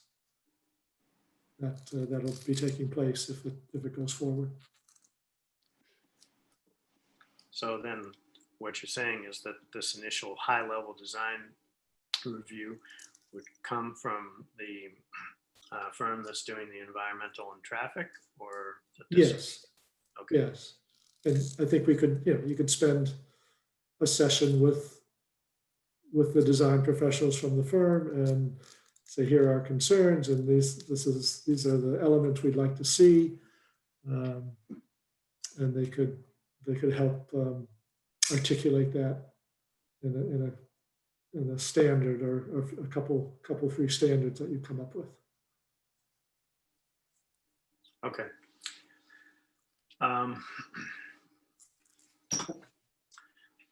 All right, so it's 8:30. So unless there's other high level comments on these 3 or 4 areas of consultants, I'd like to talk about timeline a little bit. So the objective is to get these consultants working sooner rather than later so that we actually have some useful information to help us guide us in producing some of the initial conditions that we would like to negotiate with the developer. Greg has a fiscal consultant available, and other firms can be brought online relatively quickly. I said at the beginning of my meeting that we could get the final list of guidance to the consultants and the final proposals together and ratify them at a subsequent meeting. but I want to debate this right now with the board about how we want to proceed in terms of the timing. Do we want to have a separate special meeting to pull the trigger on some of these consultants? Do we want to pull the trigger on the fiscal consultant right now and authorize Greg to go ahead and put together the package with our RKG? I'm going to open this up to the board now to discuss, but let's spend a relatively limited amount of time on this, 10 minutes.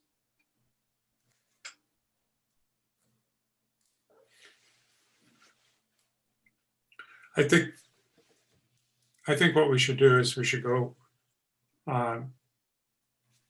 with Greg's recommendations and do this as quickly as possible. I don't see why we need to even hold back on the traffic environmental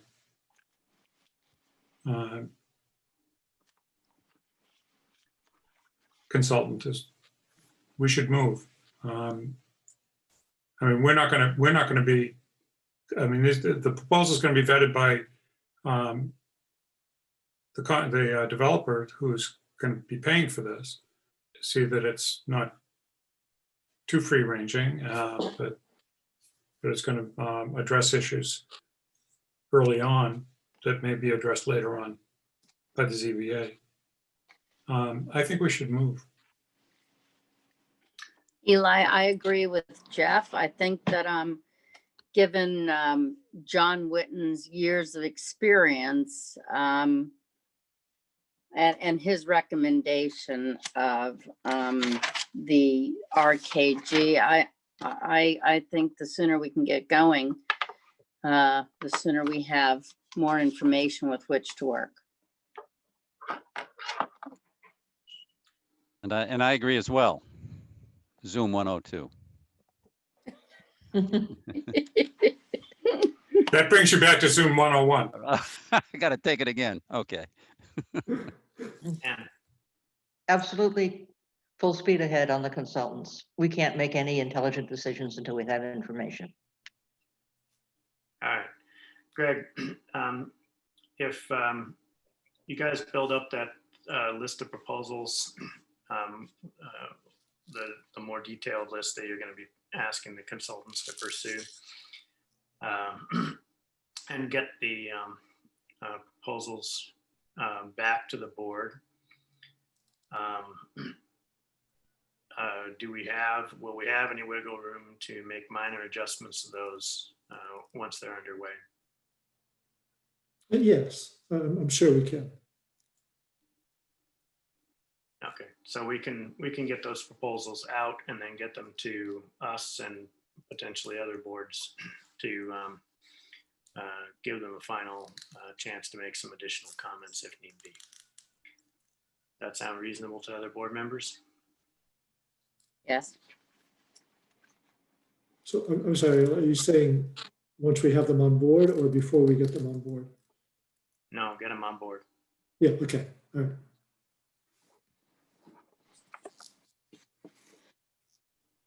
So the process then would be to finalize those proposals, get the estimates from the consultants. Then Greg negotiates those proposals with to get the funding out of SLV, and then spins the consultants up. And Greg, do you need a vote authorizing this, or are you happy with the consensus of the board? I think it would make sense to have an official vote just to authorize that to proceed. All right, can I get a motion to authorize the town administrator to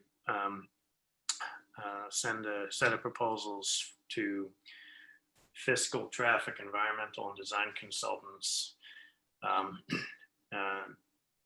negotiate costs with SLV Ventures, and hire those consultants?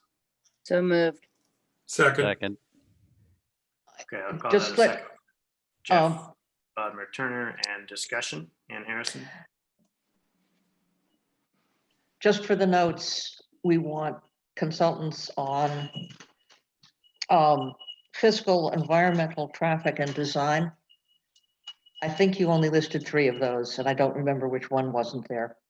Well, it was certainly my intent to say fiscal, traffic, environmental, and design. So I'll I accept. thought I heard 4. Yeah, I'm pretty sure I heard that.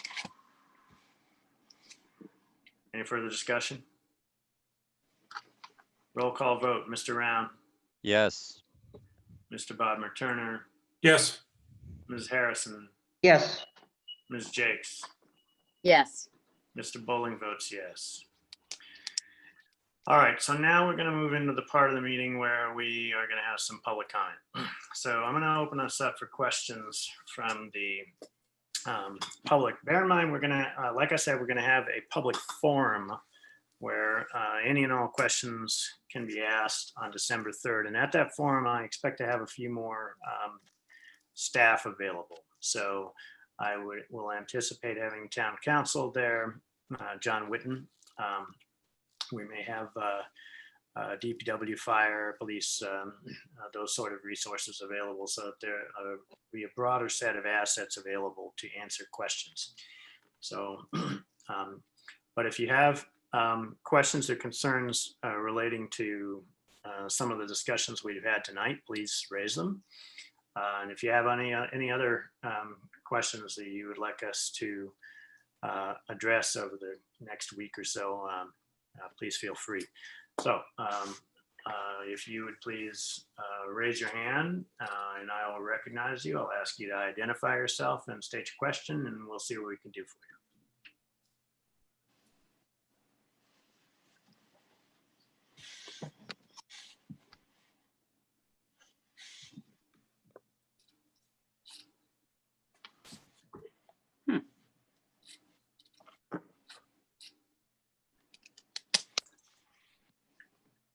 So Bill Cross is doing the actual honest to God raising his hand. I'll take Mr. Cross. Go ahead and unmute yourself. And Thank you. Thanks for all your work on this very complex process. Given the significance of the decision before you and the complexity of the process, I know that you want to have as prudent and judicious an analysis as possible. What do you expect to be the timing for the formal opening of the process after your consultants have delivered their reports? so you mean, when do you think we'll actually go and start negotiating with the developer? Yeah. I mean, can you talk about the timeline with respect to the formal opening and the process of negotiating? Does that happen before the formal opening or after?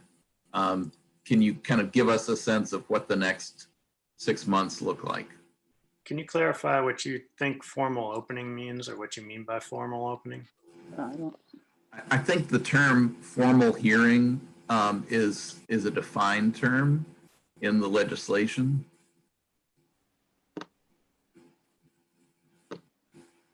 So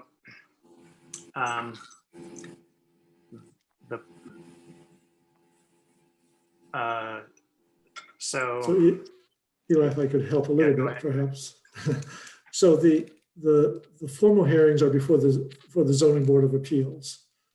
And that takes place only after the developer has received a letter of eligibility from the state. To get the letter of eligibility from the state, the developer either needs to have a letter of endorsement from the selectmen, or they go through DHCB, a state agency, and get their letter of eligibility. So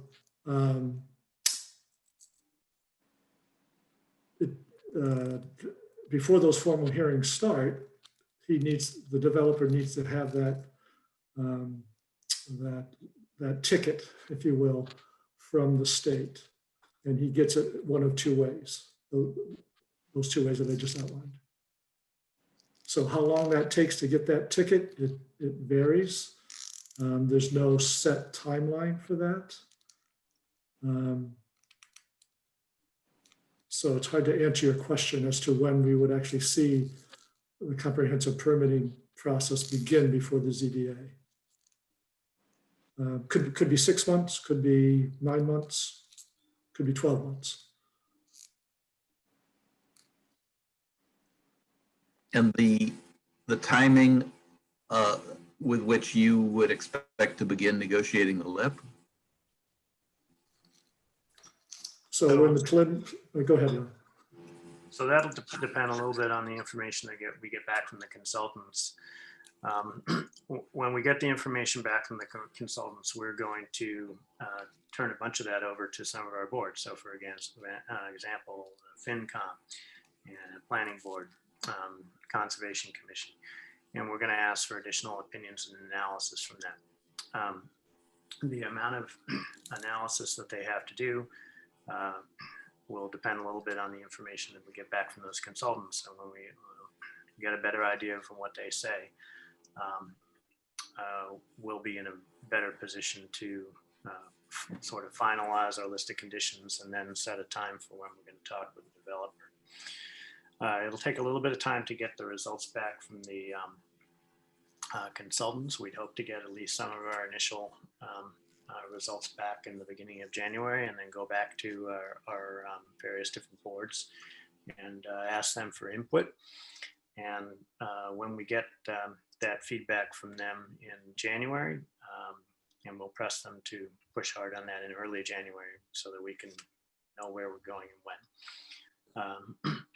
Then we'll have a better idea of what the timeline is for our first meetings with the developer to begin negotiating on the list of conditions. And I don't know how long those meetings will take, but they could start as early as end of January, beginning of February, but it's going to depend on the outcome of the consultants and how we process the information. Okay, thank you.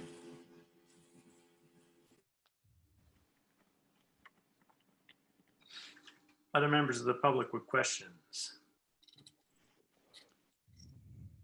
I don't know if folks are, okay, so we're not really using the Zoom feature of raising your hand. There's a little button on the Zoom interface which lets you raise a hand. So I happen to see, and most people don't have their video turned on, but I do see Connor was waving his hand. So go ahead, I'll recognize you. Give us your full name and your address, and we'll be going. Hi, Eli. Connor Wynn, 10 University Lane. Which button do I press to? There should be a little hand raise icon. I don't have it handy. I think it's on the right of the screen. Eli? Yeah. Eli, if people push on the participants, if they just click on participants and then look at the very bottom of the pop-out, you'll see a notice that says raise Oh, hands. look at that. And just- Thank you very much. You're welcome. Yep. Yeah. Okay. Anyway, continue with your question. Okay. So for potential development at the Pleasant Street site, are the problems chiefly political or economic? And then the second part of this question is, have the magnitude of these issues changed since development there was last seriously considered? Thank you. Sue, you want to take that? Sure. The only time that it was considered was a feasibility study performed by Mass Housing that provided us with some technical assistance to look at the sites. And they looked at the site specifically to see if it would be eligible for or reasonable to put an affordable housing, a standalone affordable housing project there.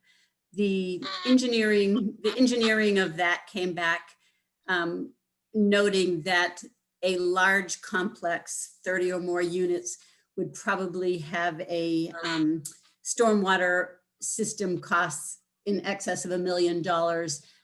And that kind of gave them, their assumption was that that would make it development costs would not be feasible for a large project.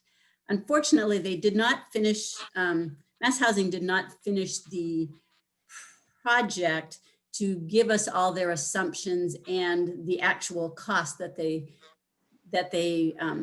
were working with to indicate that that wouldn't be a feasible site. So it's a bit of an incomplete study. It is the study that the MAHT consultants are using to kind of flesh out. So we're using their engineering results and then putting it through our own sieve of assumptions, if you will, to take another look at it.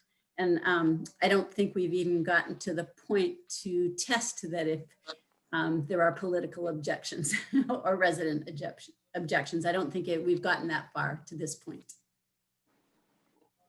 If that answers your question. Okay, thank you. All right. Other members of the public with questions?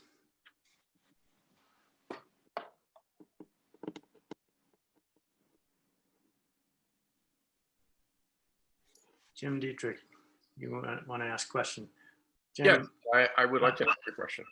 Okay, before you do, I want to caution you. So you are on the zoning board of appeals. You will be adjudicating when the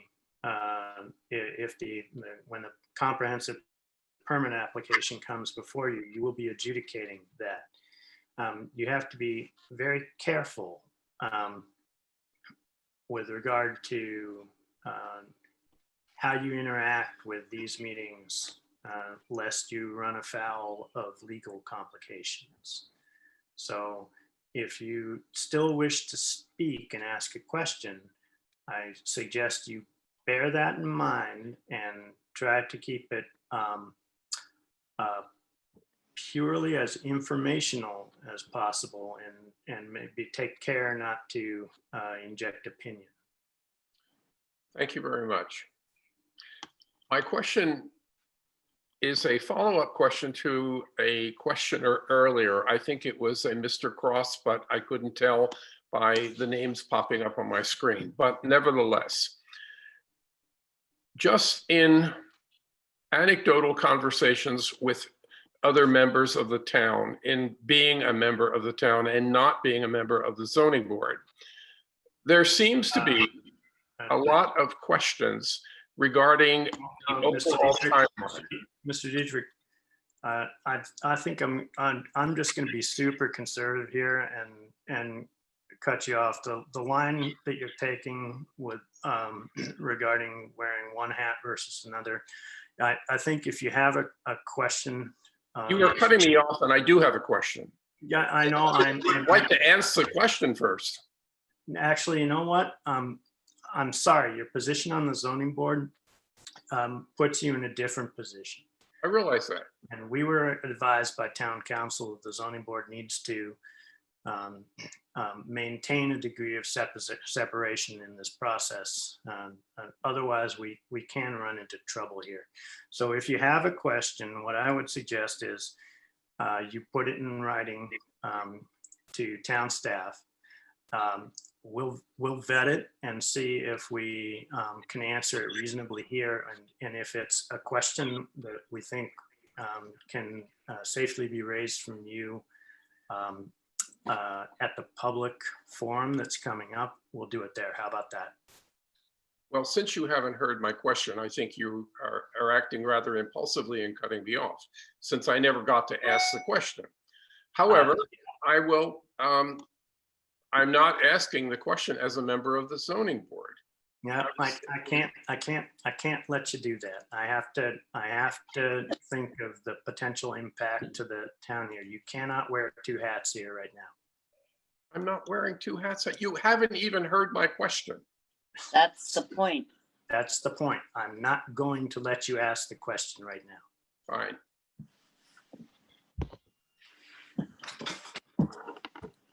Other members of the public?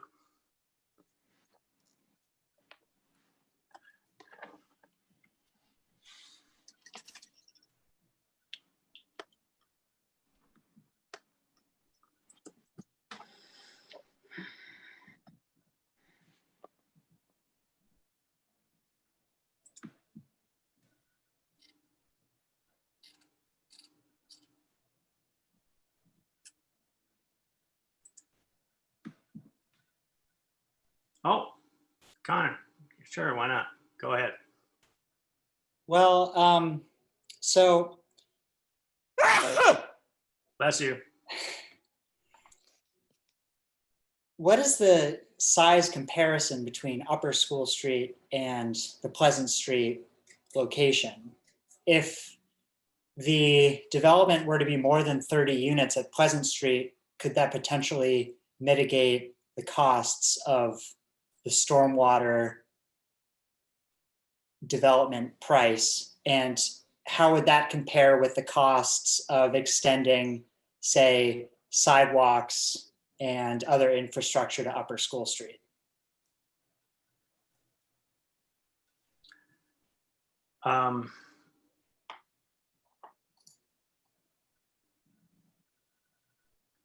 Oh, I see. Are you asking this in the context of like swapping the two sites?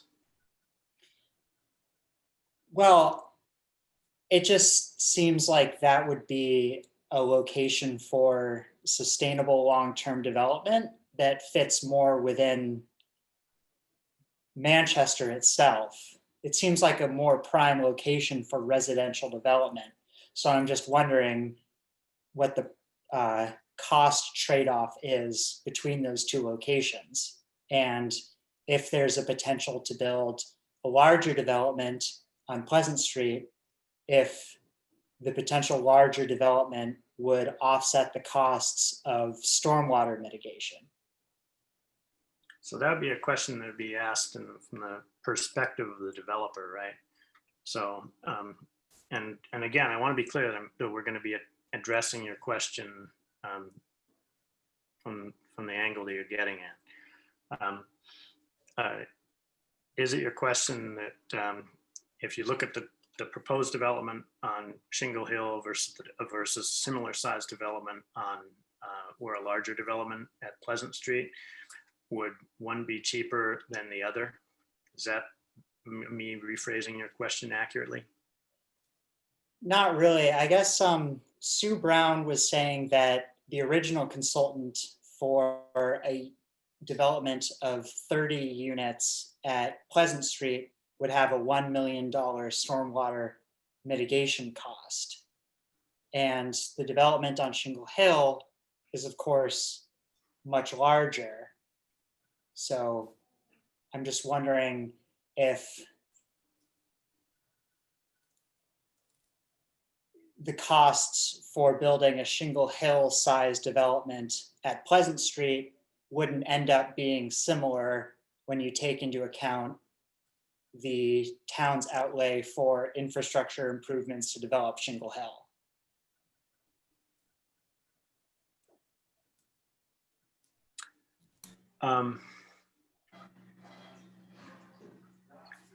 I guess I'll ask Sue Brown if and or Greg if they think they can take a crack at this question.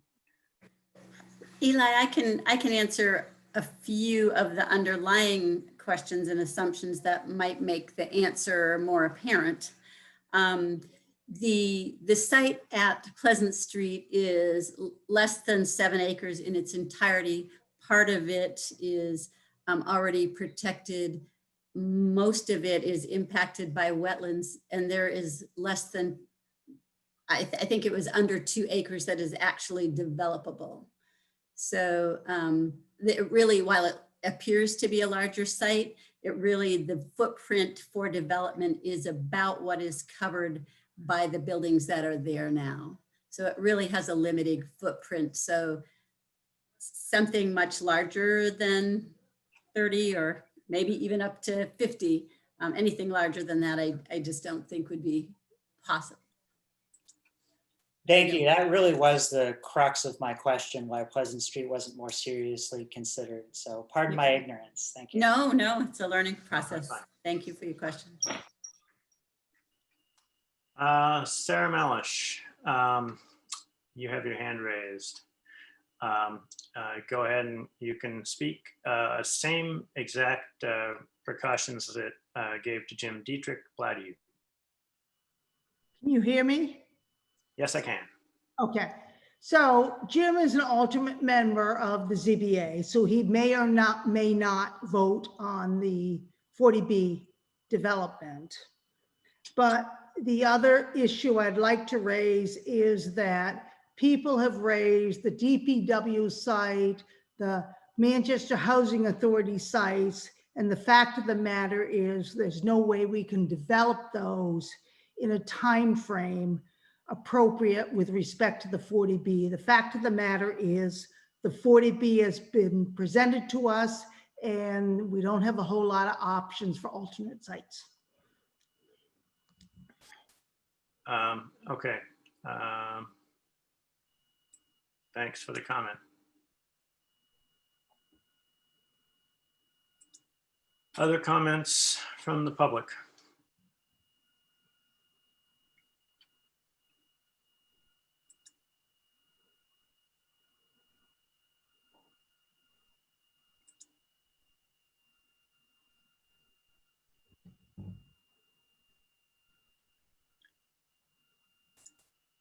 All right, it's looking like we don't have any additional comments tonight.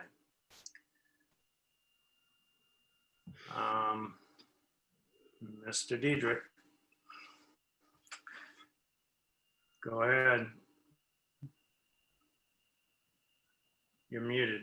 Since you took a question from Sarah and you wouldn't even let me ask my question, I would appreciate at least being able to ask my question. My question is one of process. It is not one of approvals. I'm not even speaking as a zoning board member. You cut me off because you never even let me ask my question. I think that is very unfair. If I start to get off track, you have every right to cut me off. But until you hear what I had to say, I think you are acting very impulsively and not doing an effective job. Now, may I ask my question?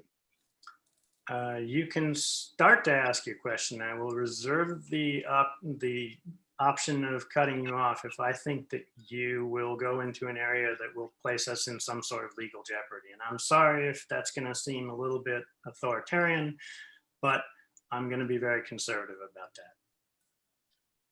Go ahead. My question was, the timeline for this entire process, the entire timeline, seems to be, in the minds of many members of town, confusing. No one seems to understand what the process is and what the timeline is and how it all plays out. What I listened to tonight did not give me additional information according to that. I think you would do the town a favor by explaining the process clearly in these meetings and what it entails. I realize you have to get information from third parties, you have to make decisions, then you have to do this, and you have to do that. There are things that happen. I don't think the people in town, the citizens, appreciate what this is. And I don't think it's been made very clear to the citizens of the town. So that is my comment. That was my question to you. Transparency and explaining will go a long way in building confidence and approval. And I will shut up. Thank you. Okay, so first of all, I'll apologize. You were right, I was wrong. And you reminded me of something I meant to say a little bit earlier.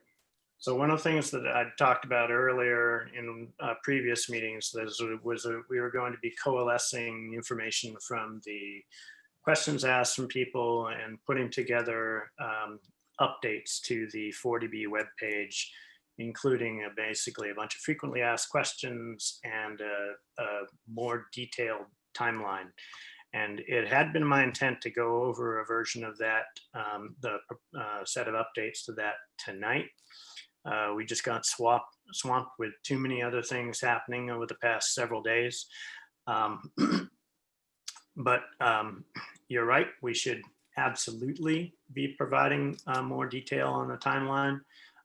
We are going to be working, staff is working with Tiffany Marletta to produce draft of that now. And we'll try and roll that out as quickly as we can and update it for people as quickly as we can as well. I don't know if we can get some of that done before the public forum. I'm trying to set that public forum up, like I said, December 3rd as quickly as possible, because I know people are very anxious to get more information. But yes, completely agree. And we will be producing that content for folks as quickly as we can. Other questions from the public?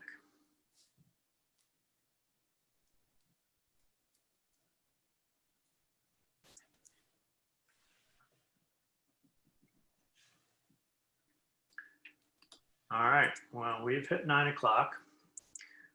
So I'm going to wrap this up then, and remind folks to come to the public forum with all your questions. We will let that run as long as we need to let people ask questions, and there will be more opportunity after that public forum for other people to ask questions. Again, when we have our workshops up, I'll make sure that I reserve time at the end, or at least give people a heads up if I don't think we'll be able to do this. Sue Brown, did you have a final comment you wanted to make? Eli, I just wanted to let people know that is the meeting that we're going to have a presentation of the findings of the housing production plan. And I just wanted to let people know that they can find that plan online and review it in advance. So that might facilitate some questions in that part of it. That's it. Yep. Okay. So I think I will take a motion to adjourn. So moved. Second. Moved by Becky, seconded by Ann Harrison. Any discussion?